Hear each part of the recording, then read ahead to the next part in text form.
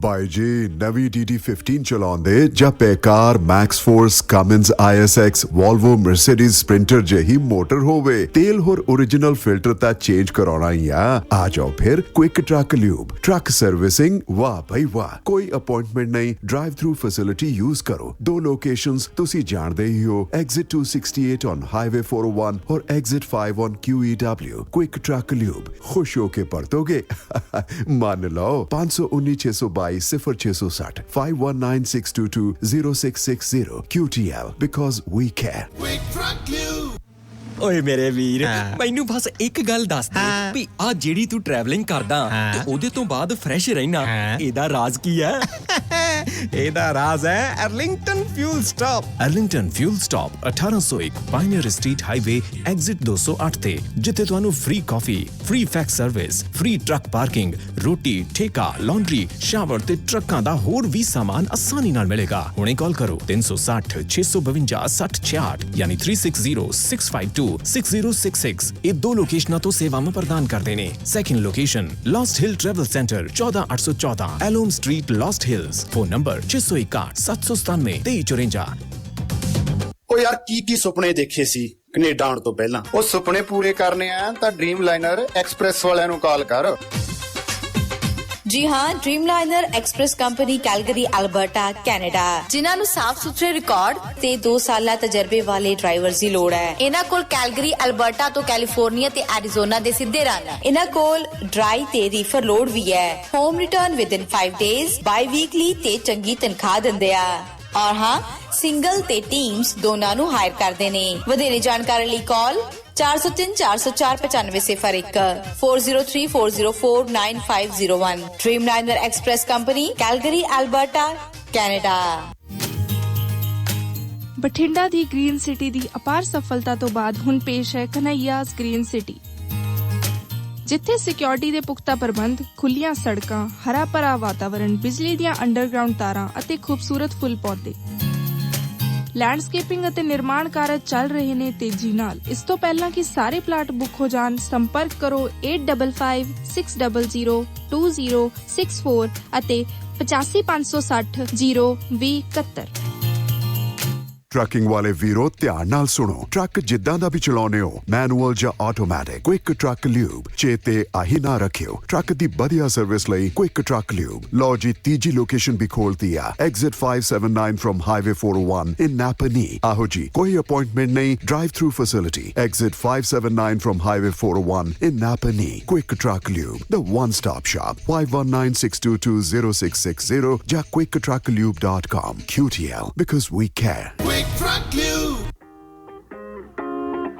JB Truck Repair, Yuba City, Certified Cummins, Detroit Freightliner, Western Star, Volvo, Caterpillar ਅਤੇ Series 60 engines, international ਅਤੇ automatic ਟਰਾਂਸਮਿਸ਼ਨਸ। 5 ਸਾਲ ਦਾ ਫ੍ਰੇਟਲਾਈਨ dealership ਦਾ experience. ਇਹ engine, truck, trailer, AC, electrical, DPF, DEF repair ਕਰਦੇ ਹਨ। Transmission, rear and, brakes, oil change ਕਰ ਦਿੰਦੇ ਹਨ। Certified 90 ਡੇ DOT inspection ਅਤੇ certified annual federal DOT inspection ਕਰਦੇ ਹਨ। 100 ਮਾਈਲ ਦੇ ਰੇਡੀਅਸ ਵਿੱਚ ਰੋਡ ਅਸਿਸਟੈਂਸ 24/7। ਨਵੇਂ ਕਸਟਮਰਸ ਲਈ 10% ਡਿਸਕਾਊਂਟ। ਹਫਤੇ ਦੇ 7 ਦਿਨ ਸਵੇਰੇ 7 ਤੋਂ ਸ਼ਾਮੀ 7 ਵਜੇ ਤੱਕ ਖੁੱਲੇ ਰਹਿੰਦੇ ਹਨ। ਹੋਰ ਜਾਣਕਾਰੀ ਲਈ ਕਾਲ ਜਗਰੂਪ ਬੋਇਲ 916 696 0634 ਜਾਂ ਜਗਰਾਜ ਬਲ 530 339 15। Address 3894 rail road avenue, Yuba city. ਇੱਥੇ ਹੁਣ ਟਰੱਕਾਂ ਦੇ ਯੂਜ਼ਡ ਤੇ ਬ੍ਰਾਂਡ ਨਿਊ ਟਾਇਰ ਵੀ ਮਿਲਦੇ ਹਨ।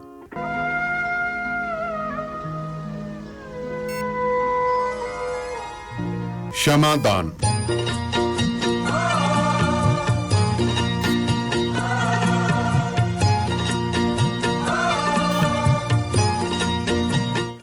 ਰੇਡੀਓ ਪੰਜਾਬ ਟੂਡੇ ਦੇ ਪ੍ਰੋਗਰਾਮ ਸ਼ਮਾਦਾਨ ਦੇ ਵਿੱਚ ਸਾਰੇ ਸਰੋਤਿਆਂ ਦਾ ਇੱਕ ਵਾਰ ਫਿਰ ਤੋਂ ਸਵਾਗਤ ਹੈ। ਮੈਂ ਜਸਪ੍ਰੀਤ ਸਿੰਘ ਆਪ ਸਭ ਜੀ ਦੇ ਨਾਲ ਲਗਾਤਾਰ ਜੁੜਿਆ ਹੋਇਆ ਹਾਂ ਅਤੇ ਅਸੀਂ ਬਹੁਤ ਹੀ ਮਹੱਤਵਪੂਰਨ ਵਿਸ਼ਿਆਂ ਨੂੰ ਲੈ ਕੇ ਅਤੇ ਖਬਰਾਂ ਨੂੰ ਲੈ ਕੇ ਲਗਾਤਾਰ ਗੱਲਬਾਤ ਕਰ ਰਹੇ ਹਾਂ। ਇਸੇ ਦੌਰਾਨ ਗੱਲਬਾਤ ਕਰਨੀ ਬਹੁਤ ਜ਼ਰੂਰੀ ਹੋ ਜਾਂਦੀ ਆ ਮੁਲਾਜ਼ਮ ਵਰਗ ਦੀ। ਮੁਲਾਜ਼ਮ ਵਰਗ ਜਿਹੜਾ ਕਿ ਲਗਾਤਾਰ ਨਾਰਾਜ਼ ਚੱਲ ਰਿਹਾ ਹੈ, ਉਹਨਾਂ ਦਾ ਰੋਸਾ ਹੈ ਮੌਜੂਦਾ ਸਰਕਾਰਾਂ ਤੋਂ, ਕਿਉਂਕਿ ਸਰਕਾਰਾਂ ਵੱਲੋਂ ਭਾਵੇਂ ਕਿ ਉਹਨਾਂ ਨੂੰ ਪੱਕੇ ਕਰਨ ਦੀ ਗੱਲ ਹੋਵੇ, ਭਾਵੇਂ ਉਹਨਾਂ ਦੀਆਂ ਤਨਖਾਹਾਂ ਪੂਰੀਆਂ ਦੇਣ ਦੀ ਗੱਲ ਹੋਵੇ, ਭਾਵੇਂ ਉਹਨਾਂ ਨੂੰ ਜਿਹੜਾ 6ਵੇਂ ਪੇ ਕਮਿਸ਼ਨ ਹੈ ਉਸ ਨੂੰ ਲੈ ਕੇ, ਉਸਦੀ ਰਿਪੋਰਟ ਨੂੰ ਜਾਰੀ ਕਰਨ ਨੂੰ ਲੈ ਕੇ ਹੋਏ। ਸੋ ਇਸੇ ਦੌਰਾਨ ਮੁਲਾਜ਼ਮ ਵਰਗ ਵੱਲੋਂ ਲਗਾਤਾਰ ਧਰਨੇ ਪ੍ਰਦਰਸ਼ਨ ਕੀਤੇ ਜਾ ਰਹੇ ਹਨ, ਰੈਲੀਆਂ ਕੱਢੀਆਂ ਜਾ ਰਹੀਆਂ ਹਨ ਪੰਜਾਬ ਸਰਕਾਰ ਦੇ ਵਿਰੁੱਧ। ਸੋ ਇਸੇ ਵਿਸ਼ੇ ਨੂੰ ਲੈ ਕੇ ਅਸੀਂ ਅੱਜ ਗੱਲਬਾਤ ਕਰਨੀ ਹੈ ਇੱਕ ਡਾਕਟਰ ਦੇ ਨਾਲ। ਡਾਕਟਰ ਗੁਰਮੇਲ ਸਿੰਘ ਉਹਨਾਂ ਦਾ ਨਾਮ ਹੈ। ਆਪ ਸਭ ਜੀ ਨੂੰ ਇੱਕ ਇਹ ਵੀ ਮੈਂ ਦੱਸਣਾ ਚਾਹੂੰਗਾ ਕਿ ਪਿਛਲੇ ਦਿਨੀ ਜੋ ਬਠਿੰਡਾ ਦੇ ਵਿੱਚ ਸਿਵਲ ਹਸਪਤਾਲ ਹੈ ਅਤੇ ਇਸ ਦੇ ਨਾਲ ਹੀ ਪੰਜਾਬ ਦੇ ਬਾਕੀ ਹਿੱਸਿਆਂ ਦੇ ਵਿੱਚ ਵੀ ਜੋ ਹੈ ਡਾਕਟਰਾਂ ਵੱਲੋਂ ਵੀ ਹੜਤਾਲ ਕਰਨ ਦਾ ਐਲਾਨ ਕੀਤਾ ਗਿਆ ਸੀਗਾ, ਕਿਉਂਕਿ 6ਵੇਂ ਪੇ ਕਮਿਸ਼ਨ ਦੀਆਂ ਜਿਹੜੀਆਂ ਸਿਫਾਰਿਸ਼ਾਂ ਨੇ ਉਹਨਾਂ ਤੋਂ ਉਹ ਸੰਤੁਸ਼ਟ ਨਹੀਂ ਹਨ। ਉਹਨਾਂ ਦਾ ਕਹਿਣਾ ਕਿ ਇਹ ਸਾਡੇ ਹੱਕਾਂ ਦੇ ਉੱਤੇ ਡਾਕਾ ਹੈ। ਸੋ ਇਸੇ ਨੂੰ ਲੈ ਕੇ ਅਸੀਂ ਗੱਲਬਾਤ ਕਰਾਂਗੇ ਡਾਕਟਰ ਗੁਰਮੇਲ ਸਿੰਘ ਦੇ ਨਾਲ, ਜੋ ਕਿ ਬਠਿੰਡਾ ਦੇ ਸਿਵਲ ਹਸਪਤਾਲ ਦੇ ਵਿੱਚ ਐਮਰਜੈਂਸੀ ਵਿਭਾਗ ਦੇ ਵਿੱਚ ਬਹੁਤ ਹੀ ਮਹੱਤਵਪੂਰਨ ਸੇਵਾਵਾਂ ਤਾਂ ਨਿਭਾਉਂਦੇ ਹੀ ਹਨ। ਇਸ ਦੇ ਨਾਲ ਹੀ ਸਮਾਜ ਹੋਵੇ, ਭਾਵੇਂ ਉਹਨਾਂ ਦੀਆਂ ਆਪਣੀਆਂ ਮੰਗਾਂ ਹੋਣ, ਉਹਨਾਂ ਨੂੰ ਲੈ ਕੇ ਵੀ ਲਗਾਤਾਰ ਚੇਤਨ ਰਹਿੰਦੇ ਹਨ। ਅਕਸਰ ਉਹਨਾਂ ਦੀਆਂ ਸਾਨੂੰ ਗੱਲਾਂ ਬਾਤਾਂ ਸੁਣਨ ਨੂੰ ਮਿਲਦੀਆਂ ਹਨ। ਸੋ ਡਾਕਟਰ ਗੁਰਮੇਲ ਜੀ, ਤੁਹਾਡਾ ਸਵਾਗਤ ਹੈ ਪ੍ਰੋਗਰਾਮ ਸ਼ਮਾਦਾਨ ਦੇ ਵਿੱਚ ਜੀ। ਧੰਨਵਾਦ ਸਰ ਜੀ। ਸਤਿ ਸ਼੍ਰੀ ਅਕਾਲ ਜੀ, ਕੀ ਹਾਲ ਚਾਲ ਹੈ ਜੀ? ਸਤਿ ਸ਼੍ਰੀ ਅਕਾਲ ਸਰ, ਬਹੁਤ ਵਧੀਆ ਸਰ ਜੀ। ਸਰ, ਇਸ ਤੋਂ ਪਹਿਲਾਂ ਕਿ ਅਸੀਂ ਗੱਲਬਾਤ ਸ਼ੁਰੂ ਕਰੀਏ, ਮੈਂ ਕਰੋਨਾ ਵਾਇਰਸ ਬਾਰੇ ਜਾਣਨਾ ਚਾਹੂੰਗਾ ਕਿ ਤੁਸੀਂ ਤੇ ਤੁਹਾਡਾ ਪਰਿਵਾਰ ਕੀ ਸੁਰੱਖਿਅਤ ਰਹੇ ਹੋ ਇਸ ਦੌਰਾਨ? ਜੀ ਸਰ, ਕਰੋਨਾ ਦੌਰ ਦੇ ਦੌਰਾਨ ਕਾਫੀ ਦਿੱਕਤਾਂ ਦਾ ਸਾਹਮਣਾ ਕਰਨਾ ਪਿਆ ਜੀ। ਖਾਸ ਤੌਰ ਤੇ ਅਸੀਂ ਲੋਕ ਜਿਹੜੇ ਬਿਲਕੁਲ ਮੂਹਰੇ ਹੋ ਕੇ ਖਾਸ ਤੌਰ ਤੇ ਐਮਰਜੈਂਸੀ ਦੇ ਵਿੱਚ ਜਾਂ ਆਈਸੋਲੇਸ਼ਨ ਵਾਰਡਾਂ ਦੇ ਵਿੱਚ ਡਿਊਟੀਆਂ ਕਰ ਰਹੇ ਸੀਗੇ ਜੀ। ਸਾਡਾ ਲਗਾਤਾਰ ਅਜਿਹੇ ਲੋਕਾਂ ਨਾਲ ਵਾਹ ਪੈਂਦਾ ਸੀ ਜਿਨ੍ਹਾਂ ਬਾਰੇ ਕਈ ਵਾਰੀ ਸਾਨੂੰ ਬਿਲਕੁਲ ਪਤਾ ਨਹੀਂ ਹੁੰਦਾ ਸੀ ਕਿ ਪੋਜ਼ਿਟਿਵ ਨੇ, ਤੇ ਅਚਾਨਕ ਆਇਆ ਹੋਇਆ ਕੋਈ ਐਕਸੀਡੈਂਟ ਦਾ ਕੇਸ ਜਾਂ ਅਚਾਨਕ ਕੋਈ ਪੁਆਇਜ਼ਨਿੰਗ ਕੇਸ ਜਾਂ ਅਚਾਨਕ ਕੋਈ ਲੜਾਈ ਝਗੜੇ ਦਾ ਕੇਸ ਆਉਂਦਾ ਸੀਗਾ। ਸਾਡੀ ਮਜਬੂਰੀ ਬਣ ਜਾਂਦੀ ਸੀ ਉਹਨੂੰ ਪਹਿਲ ਦੇ ਆਧਾਰ ਤੇ ਅਟੈਂਡ ਕਰਨਾ। ਜਦੋਂ ਟੈਸਟ ਕਰੀਦਾ ਸੀ ਉਹਦਾ ਬਾਅਦ ਚ ਪਤਾ ਲੱਗਦਾ ਸੀ ਕਿ ਉਹ ਪੋਜ਼ਿਟਿਵ ਹੈ। ਸਾਡੇ ਬਹੁਤ ਸਾਰੇ ਸਾਥੀ ਇਸ ਸਮੇਂ ਦੌਰਾਨ ਪੋਜ਼ਿਟਿਵ ਵੀ ਹੋਏ, ਉਹਨਾਂ ਨੂੰ ਕੁਆਰੰਟੀਨ ਵੀ ਕਰਨਾ ਪਿਆ। ਜਦੋਂ ਸਾਥੀ ਕੁਆਰੰਟੀਨ ਹੋ ਜਾਂਦੇ ਸੀ ਤਾਂ ਡਾਕਟਰਾਂ ਦੀ ਗਿਣਤੀ ਘਟ ਜਾਂਦੀ ਸੀ, ਤਾਂ ਸਾਡੇ ਇੱਕ ਡਾਕਟਰ ਨੂੰ ਕਈ ਵਾਰੀ ਬਹੁਤ ਲੰਬਾ ਸਮਾਂ 24 ਘੰਟੇ ਲਗਾਤਾਰ ਡਿਊਟੀ ਵੀ ਕਰਨੀ ਪਈ। ਜੀ ਬਿਲਕੁਲ ਜੀ, ਬਹੁਤ ਇਹ ਸੰਘਰਸ਼ਪੂਰਨ ਸਥਿਤੀ ਰਹੀ ਹੈ ਡਾਕਟਰਾਂ ਦੇ ਕਰਕੇ, ਖਾਸ ਕਰਕੇ ਕਿਉਂਕਿ ਪੂਰੇ ਦੇਸ਼ ਦੀ ਜੇ ਗੱਲ ਕਰੀਏ ਤਾਂ 1200 ਤੋਂ ਉੱਪਰ ਗਿਣਤੀ ਬਣਦੀ ਹੈ ਉਹਨਾਂ ਡਾਕਟਰਾਂ ਦੀ ਜਿਹੜੇ ਕਰੋਨਾ ਵਾਇਰਸ ਦੌਰਾਨ ਲੜਦੇ ਹੋਏ ਇਸ ਵਾਇਰਸ ਦੇ ਨਾਲ ਆਪਣੇ ਜਿਹੜੀ ਹੈ ਜਾਨ ਗਵਾ ਗਏ ਸਨ। ਸੋ ਰੇਡੀਓ ਪੰਜਾਬ ਟੂਡੇ ਵੱਲੋਂ ਅਸੀਂ ਉਹਨਾਂ ਨੂੰ ਤਾਂ ਸਜਦਾ ਕਰਦੇ ਹੀ ਹਾਂ, ਅਤੇ ਇਸੇ ਦੌਰਾਨ ਅਸੀਂ ਗੱਲਬਾਤ ਜਿਹੜੀ ਕਰਨੀ ਹੈ ਉਸ ਬਾਰੇ ਵੀ ਆਵਾਂਗੇ। ਸੋ ਕਿਉਂਕਿ ਕਰੋਨਾ ਵਾਇਰਸ ਦੌਰਾਨ ਇਸ ਮਹਾਂਮਾਰੀ ਕਰਕੇ ਡਾਕਟਰ ਵਰਗ ਵੱਲੋਂ ਬਹੁਤ ਹੀ ਮਹੱਤਵਪੂਰਨ ਸੇਵਾਵਾਂ ਦਿੱਤੀਆਂ ਗਈਆਂ ਸਨ। ਆਪਣੇ ਤੁਸੀਂ ਫਰੰਟ ਲਾਈਨ ਵਰਕਰ ਸੀਗੇ, ਲਗਾਤਾਰ ਮੂਹਰੇ ਹੋ ਕੇ ਡਟ ਕੇ ਸਾਹਮਣਾ ਕੀਤਾ ਇਸ ਵਾਇਰਸ ਦਾ, ਮਰੀਜ਼ਾਂ ਨੂੰ ਠੀਕ ਵੀ ਕੀਤਾ, ਬਾਰ-ਬਾਰ ਜਿਹੜੇ ਹਾਲਾਤ ਵਿਗੜ ਜਾਂਦੇ ਸਨ ਉਹਨਾਂ ਨੂੰ ਕਾਬੂ ਦੇ ਵਿੱਚ ਵੀ ਲਿਆਉਂਦੇ। ਸੋ ਇਸ ਦੇ ਬਦਲੇ ਪੰਜਾਬ ਸਰਕਾਰ ਵੱਲੋਂ ਤੁਹਾਨੂੰ ਹੁਣ ਤੱਕ ਕੀ ਮਿਲ ਚੁੱਕਿਆ ਹੈ, ਇਸ ਬਾਰੇ ਜ਼ਰੂਰ ਗੱਲਬਾਤ ਆਪਾਂ ਕਰਨੀ ਚਾਹਾਂਗੇ ਜੀ। ਜੀ ਸਰ, ਪੰਜਾਬ ਸਰਕਾਰ ਨੇ ਸਾਡੇ ਨਾਲ ਅਲੱਗ-ਅਲੱਗ ਸਮੇਂ ਤੇ ਅਲੱਗ-ਅਲੱਗ ਤਰ੍ਹਾਂ ਦੇ ਕੋਝੇ ਮਜ਼ਾਕ ਕੀਤੇ ਜੀ। ਪਹਿਲਾ ਮਜ਼ਾਕ ਸਾਡੇ ਨਾਲ ਉਦੋਂ ਕੀਤਾ ਗਿਆ ਜਦੋਂ ਪਹਿਲੀ ਵਾਰ ਕਰੋਨਾ ਦਾ ਦੌਰ ਚੱਲਿਆ ਤੇ ਸਾਨੂੰ ਇਹਨਾਂ ਨੇ ਧੁੱਪੇ ਖੜਾ ਕੇ ਕਹਿੰਦੇ ਤੁਹਾਨੂੰ ਅਸੀਂ ਜਿਹੜਾ ਹੈਗਾ ਪੁਲਿਸ ਅਧਿਕਾਰੀਆਂ ਕੋਲ ਸਲਾਮੀ ਦਿਵਾਵਾਂਗੇ। ਅਸੀਂ 2 ਘੰਟੇ ਇੱਥੇ ਧੁੱਪੇ ਖੜੇ ਰਹੇ। 2 ਘੰਟੇ ਧੁੱਪ ਖੜਨ ਤੋਂ ਬਾਅਦ ਸਾਨੂੰ ਇਹਨਾਂ ਨੇ ਇੱਕ ਡਰਾਮਾ ਕੀਤਾ ਸਾਨੂੰ ਸਲਾਮੀ ਦਿਵਾਉਣ ਦਾ। ਅਸੀਂ ਉਹਨੂੰ ਮਹਿਜ ਡਰਾਮਾ ਕਵਾਂਗੇ, ਸਿਰਫ ਤੇ ਸਿਰਫ ਉਹ ਡਰਾਮਾ ਸੀ, ਇਸ ਤੋਂ ਵੱਧ ਕੁਝ ਨਹੀਂ ਸੀ, ਕਿਉਂਕਿ ਅਸਲੀਅਤ ਵਿੱਚ ਇਹ ਸਿਰਫ ਤੇ ਸਿਰਫ ਆਪ ਦਾ ਮਨਸੂਬਾ ਹੱਲ ਕਰਨਾ ਚਾਹੁੰਦੇ ਸੀ, ਲੋਕਾਂ ਸਾਹਮਣੇ ਆਪ ਦੇ ਨੰਬਰ ਬਣਾਉਣਾ ਚਾਹੁੰਦੇ ਸੀ। ਅਦਰਵਾਈਜ਼ ਕਰੋਨਾ ਯੋਧਿਆਂ ਪ੍ਰਤੀ ਜਾਂ ਕਰੋਨਾ ਵਾਰੀਅਰਸ ਪ੍ਰਤੀ ਇਹਨਾਂ ਦੀ ਦਿਲੀ ਹਮਦਰਦੀ ਕੋਈ ਨਹੀਂ ਸੀਗੀ। ਉਸ ਤੋਂ ਬਾਅਦ ਇਹਨਾਂ ਨੇ ਸਭ ਤੋਂ ਵੱਡਾ ਜਿਹੜਾ ਕੋਝਾ ਮਜ਼ਾਕ ਸਾਡੇ ਨਾਲ ਇਹ ਕੀਤਾ ਕਿ ਜਦੋਂ ਪੇ ਕਮਿਸ਼ਨ ਬਣਦੇ ਹੁੰਦੇ ਨੇ, ਪੇ ਕਮਿਸ਼ਨ ਇਸੇ ਕਰਕੇ ਬਿਠਾਏ ਜਾਂਦੇ ਨੇ ਕਿ 4-5 ਸਾਲਾਂ ਦੇ ਵਿੱਚ ਲਗਾਤਾਰ ਜਦੋਂ ਮਹਿੰਗਾਈ ਵੱਧਦੀ ਹੈ, ਚੀਜ਼ਾਂ ਦੇ ਰੇਟ ਲਗਾਤਾਰ ਵੱਧਦੇ ਜਾਂਦੇ ਨੇ। ਜਿਵੇਂ ਅੱਜ ਪੈਟਰੋਲ 100 ਰੁਪਏ ਤੋਂ ਉੱਪਰ ਜਾ ਰਿਹਾ ਹੈਗਾ ਜੀ, ਬਿਲਕੁਲ ਜੀ, ਹੋਰ ਚੀਜ਼ਾਂ ਦੇ ਰੇਟ ਵੱਧ ਗਏ ਨੇ, ਤਾਂ ਕਿ ਮੁਲਾਜ਼ਮ ਵਰਗ ਨੂੰ ਵੀ ਉਸ ਵਧੀ ਹੋਈ ਮਹਿੰਗਾਈ ਦਾ ਟਾਕਰਾ ਕਰਨ ਵਾਸਤੇ ਉਹਨਾਂ ਦੀਆਂ ਤਨਖਾਹਾਂ ਦੇ ਵਿੱਚ, ਉਹਨਾਂ ਦੇ ਭੱਤਿਆਂ ਦੇ ਵਿੱਚ ਕੁਝ ਵਾਧਾ ਕੀਤਾ ਜਾ ਸਕੇ, ਤਾਂ ਕਿ ਉਹ ਉਸ ਵਧੀ ਹੋਈ ਮਹਿੰਗਾਈ ਨੂੰ ਕਾਊਂਟਰ ਕਰ ਸਕਣ, ਉਹਦਾ ਮੁਕਾਬਲਾ ਕਰ ਸਕਣ। ਪਰੰਤੂ ਇਹਨਾਂ ਨੇ ਕੀ ਕੀਤਾ, ਇਸ ਨਵੇਂ ਤਨਖਾਹ ਕਮਿਸ਼ਨ ਦੇ ਰਾਹੀਂ ਸਾਡੀਆਂ ਤਨਖਾਹਾਂ ਵਧਾਉਣ ਦੀ ਬਜਾਏ ਸਾਡੀਆਂ ਤਨਖਾਹਾਂ ਦੇ ਉੱਤੇ ਡਾਕਾ ਮਾਰ ਲਿਆ ਤੇ ਸਾਡੀਆਂ ਤਨਖਾਹਾਂ ਪਹਿਲਾਂ ਨਾਲੋਂ ਘਟ ਗਈਆਂ ਨੇ। ਮੈਂ ਆਪਦੀ ਖੁਦ ਦੀ ਉਦਾਹਰਨ ਦੇ ਕੇ ਤੁਹਾਨੂੰ ਦੱਸਦਾ ਹੈ ਕਿ ਮੈਂ ਕੈਲਕੂਲੇਸ਼ਨ ਕਰਾਈ ਹੈ ਕਿ ਮੇਰੀ ਤਨਖਾਹ ਪਹਿਲੀ ਤਨਖਾਹ ਨਾਲੋਂ ਨਵੇਂ ਪੇ ਕਮਿਸ਼ਨ ਦੇ ਰਾਹੀਂ ਜੋ ਮੈਨੂੰ ਤਨਖਾਹ ਮਿਲਣੀ ਹੈ ਉਹ 13,000 ਰੁਪਏ ਪ੍ਰਤੀ ਮਹੀਨਾ ਘੱਟ ਮਿਲੇਗੀ। ਅੱਛਾ ਜੀ। ਇਹ ਕਦੇ ਹੋਇਆ ਹੈ? ਮੈਂ ਤਾਂ ਜ਼ਿੰਦਗੀ 'ਚ ਪਹਿਲੀ ਵਾਰੀ ਸੋਚਿਆ ਹੈ, ਪਹਿਲੀ ਵਾਰੀ ਦੇਖਿਆ ਹੈ ਕਿ ਤਨਖਾਹ ਕਮਿਸ਼ਨ ਆਉਣ ਨਾਲ ਕਿਸੇ ਦੀ ਤਨਖਾਹ ਘਟਦੀ ਹੋਵੇ। ਮਹਿੰਗਾਈ ਵੱਧ ਗਈ, ਤਨਖਾਹ ਘਟ ਗਈ। ਜੀ ਬਿਲਕੁਲ ਜੀ, ਬੜੀ ਨਿਰਾਸ਼ਾ ਹੋਈ ਨਾ ਸਾਡੇ ਨਾਲ। ਜੀ ਬਿਲਕੁਲ ਇਸ ਤੋਂ ਵੱਡਾ ਅਤਿਆਚਾਰ ਸਾਡੇ ਨਾਲ ਕੀ ਕਰ ਸਕਦੀ ਸਰਕਾਰ? ਜੀ ਸਾਡੀ ਤਨਖਾਹ ਦੇ ਨਾਲ ਸਾਨੂੰ NPA ਮਿਲਦਾ ਹੈ। NPA 25% ਮਿਲਦਾ ਸੀ, ਉਹਨੂੰ ਘਟਾ ਕੇ ਇਹਨਾਂ ਨੇ 20% ਕਰਤਾ।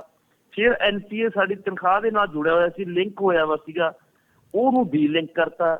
ਉਹਦਾ ਡੀਲਿੰਕ ਕਰਨ ਦਾ ਪ੍ਰਭਾਵ ਕੀ ਪਿਆ ਕਿ ਸਾਡੀ ਜਿਹੜੀ ਤਨਖਾਹ ਹੈਗੀ ਉਹ ਘਟ ਜੂਗੀ ਤੇ ਜਿਹੜਾ DA ਇੱਕ ਬਹਿਜ ਅਲਾਉਂਸ ਬਣ ਕੇ ਰਹਿ ਜੂਗਾ। ਇਹ ਜਿਹੜਾ NPA ਦਾ, NPA ਨੂੰ ਸਾਡੀ ਤਨਖਾਹ ਦਾ ਹਿੱਸਾ ਨਹੀਂ ਮੰਨਿਆ ਜਾਵੇਗਾ। ਔਰ ਜਦੋਂ ਅਸੀਂ ਬਾਕੀ ਅਲਾਉਂਸ ਕੈਲਕੂਲੇਟ ਕਰਾਂਗੇ ਇਹਦੇ ਆਧਾਰ ਤੇ, ਤਾਂ ਉਹ ਵੀ ਅਲਟੀਮੇਟਲੀ ਘਾਟੇ 'ਚ ਜਾਣਗੇ। ਹੁੰਦਾ ਇਹ ਹੈ ਕਿ ਸਿੱਟਾ ਇਹ ਨਿਕਲੂਗਾ ਕਿ ਉਹਦੀ ਜਿਹੜੀ ਉਹਨੂੰ ਜੋ ਇਨ ਹੈਂਡ ਸੈਲਰੀ ਆਉਣੀ ਹੈ ਇੱਕ ਮੁਲਾਜ਼ਮ ਨੂੰ, ਖਾਸ ਤੌਰ ਤੇ ਇੱਕ ਡਾਕਟਰ ਨੂੰ, ਤਾਂ ਉਹ ਬਾਕੀਆਂ ਨਾਲੋਂ ਘੱਟ ਹੋਵੇਗੀ, ਪਹਿਲਾਂ ਨਾਲੋਂ ਵੀ ਘੱਟ ਹੋਵੇਗੀ। ਜੀ ਜੀ ਜੀ ਜੀ ਵੈਸੇ ਆਪਣੇ 6 ਜਿਹੜੇ ਪੇ ਕਮਿਸ਼ਨ, 6ਵਾਂ ਪੇ ਕਮਿਸ਼ਨ ਹੈ, 5 ਤੋਂ ਪਹਿਲਾਂ ਲਾਗੂ ਹੋ ਚੁੱਕੇ ਨੇ। ਜੇ 5 ਦੀ ਆਪਾਂ ਗੱਲ ਕਰੀਏ ਤਾਂ ਮੇਰਾ ਖਿਆਲ 5 ਵਾਰੀ ਜਿਹੜੀ ਇਹ ਤਨਖਾਹ ਵਧੀ ਹੋਈ ਸੀ। ਜੀ ਸਰ 5 ਵਾਰੀ ਤਨਖਾਹ ਵਧੀ ਗਈ, ਸਾਨੂੰ ਬਕਾਇਦਾ ਏਰੀਅਰ ਦਿੱਤੇ ਗਏ। ਉਹ ਏਰੀਅਰ ਵੀ ਸਾਨੂੰ ਚੱਕਮੁਸ਼ਤ ਜਿਹੜਾ ਹੈਗਾ ਇੱਕ ਵਾਰੀ ਜਾਂ 2 ਵਾਰੀ 2 ਕਿਸ਼ਤਾਂ ਦੇ ਦਿੱਤਾ ਗਿਆ ਸੀਗਾ। ਹੁਣ ਤਾਂ ਏਰੀਅਰ ਬਣਨ ਦਾ ਸਵਾਲ ਹੀ ਨਹੀਂ ਪੈਦਾ ਹੁੰਦਾ ਕਿਉਂਕਿ ਸਾਡੀ ਤਨਖਾਹ ਤਾਂ ਪਹਿਲਾਂ ਨਾਲੋਂ ਘਟ ਗਈ ਹੈ। ਜੀ ਸਾਨੂੰ ਏਰੀਅਰ ਤਾਂ ਮਿਲਦਾ ਜੇ ਸਾਡੀ ਤਨਖਾਹ ਵੱਧਦੀ। ਸਾਡੀ ਤਨਖਾਹ ਪਹਿਲਾਂ ਵਾਲੀ ਤਨਖਾਹ ਨਾਲੋਂ ਹੁਣ ਤਨਖਾਹ ਵੱਧ ਮਿਲਦੀ ਤੇ ਜਿਹੜਾ ਉਹਦਾ ਡਿਫਰੈਂਸ ਹੁੰਦਾ ਸਾਨੂੰ 2016 ਤੋਂ, ਉਹਦਾ ਸਾਨੂੰ ਇਹ ਏਰੀਅਰ ਦਿੰਦੇ। ਜੇ ਜਿਨ੍ਹਾਂ ਲੋਕਾਂ ਨੂੰ ਇਹਨਾਂ ਨੇ ਏਰੀਅਰ ਦੇਣਾ ਵੀ ਹੈ ਮੁਲਾਜ਼ਮਾਂ ਨੂੰ, ਉਹਨਾਂ ਨੂੰ ਵੀ ਇਹਨਾਂ ਨੇ ਉਹਨੂੰ 10-12 ਕਿਸ਼ਤਾਂ 'ਚ ਵੰਡਤਾ ਕਿ 2 ਕਿਸ਼ਤਾਂ ਅਸੀਂ ਆਪਦੀ ਸਰਕਾਰ ਦਰਾਂ ਦੇਵਾਂਗੇ। ਉਦੋਂ ਬਾਅਦ ਇਹਨਾਂ ਨੇ ਜਿੱਤਣਾ ਤਾਂ ਹੈ ਨਹੀਂ। 100% ਮੈਂ ਦਾਅਵਾ ਕਰਦਾ ਕਿ ਹਾਰਨਗੇ, 101% ਹਾਰਨਗੇ। ਜਿਸ ਤਰ੍ਹਾਂ ਦੀ ਇਹਨਾਂ ਦੀਆਂ ਚਾਲਾਂ ਨੇ, ਇਹ ਲੋਕ ਇਹਨਾਂ ਨੂੰ ਜਵਾਬ ਦੇਣਗੇ, ਲੋਕ ਇਹਨਾਂ ਦੇ ਜੁੱਤੀਆਂ ਮਾਰਨਗੇ। ਇਹ ਹਾਰ, ਇਹਨਾਂ ਨੂੰ ਪਤਾ ਕਿ ਅਸੀਂ ਹਾਰਨਾ ਹੈ। ਆਉਣ ਵਾਲੀਆਂ ਬਾਕੀ ਕਿਸ਼ਤਾਂ ਅਗਲੀ ਸਰਕਾਰ ਦੇ ਖਾਤੇ 'ਚ ਪਾ ਦਿਓ। ਅਗਲੀ ਸਰਕਾਰ ਨੇ ਕਹਿ ਜਾਣਾ ਖਜ਼ਾਨਾ ਖਾਲੀ ਹੈ, ਕਿਉਂਕਿ ਖਜ਼ਾਨਾ ਖਾਲੀ ਕਰਕੇ ਕਾਂਗਰਸੀ ਤੇ ਉਹਨਾਂ ਨੇ ਵੀ ਸਾਨੂੰ ਕੱਖ ਨਹੀਂ ਦੇਣਾਗਾ। ਜੀ ਬਿਲਕੁਲ ਜੀ, ਕਿਉਂਕਿ ਸਰਕਾਰਾਂ ਦੇ ਪਤਾ ਨਹੀਂ ਇਹ ਕਿਹੜੇ ਖਜ਼ਾਨੇ ਨੇ ਜਿਹੜੇ ਲਗਾਤਾਰ ਖਾਲੀ ਹੀ ਚੱਲਦੇ ਆ ਰਹੇ ਨੇ। ਜੀ ਬੜਾ ਇਹ ਇੱਕ ਸਵਾਲ ਹੈ, ਪਰ ਕਰੀਏ ਕਿ ਅਸੀਂ ਆਮ ਵਰਗ ਹਾਂ ਤੇ ਆਮ ਵਰਗ ਨੂੰ ਤਾਂ ਲਗਾਤਾਰ ਕਿਉਂਕਿ ਲਾਰੇ ਦਾਅਵੇ ਇਹੀ ਕੁਝ ਸੁਣਨ ਨੂੰ ਮਿਲਦਾ ਹੈ। ਸੋ ਇਸੇ ਦੌਰਾਨ ਮੈਂ ਇਹ ਵੀ ਜਾਣਨਾ ਚਾਹੂੰਗਾ ਕਿ ਤੁਸੀਂ ਜਿਵੇਂ ਦੱਸਿਆ ਪੇ ਕਮਿਸ਼ਨ ਜਿਹੜਾ ਹੈ ਇਹ ਕਦੋਂ ਤੋਂ ਲਾਗੂ ਕਰਨ ਜਾ ਰਹੇ ਹੈ ਤੇ ਕੀ ਮੌਜੂਦਾ ਸਥਿਤੀ ਹੈ? ਕੋਈ ਇਸ ਮਾਮਲੇ ਦੇ ਵਿੱਚ ਕੋਈ ਨੋਟੀਫਿਕੇਸ਼ਨ ਜੋ ਤੁਹਾਡੇ ਤੱਕ ਪਹੁੰਚ ਚੁੱਕਿਆ ਹੈ, ਕੀ ਜਾਣਕਾਰੀ ਇਸ ਟਾਈਮ ਤੁਹਾਨੂੰ ਹੈ? ਜੀ ਸਾਰੇ 1 ਜੁਲਾਈ ਤੋਂ ਸਾਨੂੰ ਜਿਹੜੀ ਤਨਖਾਹ ਦੇਣੀ ਹੈ ਉਹ ਨਵੇਂ ਤਨਖਾਹ ਕਮਿਸ਼ਨ ਦੇ ਮੁਤਾਬਕ ਮਿਲਣੀ ਹੈ ਜੀ। ਉਹਦੀਆਂ ਸਿਫਾਰਸ਼ਾਂ ਲਾਗੂ ਕਰ ਦਿੱਤੀਆਂ ਗਈਆਂ ਨੇ। ਨਵੀਂ ਤਨਖਾਹ ਜਿਹੜੀ ਜੁਲਾਈ ਦੀ ਤਨਖਾਹ ਸਾਨੂੰ ਜਿਹੜੀ ਮਿਲਣੀ ਹੈ ਉਹ ਮਤਲਬ ਕਿ 1 ਜੁਲਾਈ ਤੋਂ ਜਿਹੜੀ ਹੈਗੀ ਇਹ ਲਾਗੂ ਹੋ ਜਾਊਗਾ। ਇਸ ਮੁਤਾਬਕ ਹੀ ਤਨਖਾਹ ਕੈਲਕੂਲੇਟ ਹੋਏਗੀ ਔਰ ਸਿੱਧਾ ਜਿਹੜਾ ਹੈਗਾ ਅਸੀਂ ਇਹ ਤੋਂ ਪ੍ਰਭਾਵਿਤ ਹੋਵਾਂਗੇ। ਜੀ ਜੀ ਬਿਲਕੁਲ ਜੀ, ਇਹ ਤਾਂ ਯਕੀਨਨ ਤੁਹਾਡੇ ਦੇ ਉੱਤੇ ਅਸਰ ਪਏਗਾ। ਇਸੇ ਦੌਰਾਨ ਕਿਉਂਕਿ ਤੁਸੀਂ ਜਦੋਂ ਵੀ ਕੋਈ ਸਿਹਤ ਵਿਭਾਗ ਵੱਲੋਂ ਮੋਰਚਾ ਹੁੰਦਾ ਹੈ, ਪ੍ਰਦਰਸ਼ਨ ਹੁੰਦਾ ਹੈ, ਤਾਂ ਤੁਸੀਂ ਉਸ ਦੇ ਵਿੱਚ ਮੋਹਰੀ ਭੂਮਿਕਾ ਨਿਭਾਉਂਦੇ ਹੋ। ਸੋ ਇਸ ਦੌਰਾਨ ਜਿਹੜੇ ਤੁਹਾਡੇ ਜੂਨੀਅਰ ਸਟਾਫ ਹੈ ਉਹਨਾਂ ਦੇ ਨਾਲ ਕੀ ਵਾਪਰਨ ਜਾ ਰਿਹਾ ਹੈ ਜੀ, ਉਸ ਬਾਰੇ ਵੀ ਜ਼ਰੂਰ ਦੱਸ ਦਿਓ। ਸਰ ਸਾਡਾ ਸਾਰਾ ਸਟਾਫ, ਅਸੀਂ ਉਹਨੂੰ ਸਾਰੇ ਸਟਾਫ ਨੂੰ ਜਾਗਰੂਕ ਕੀਤਾ ਹੈ।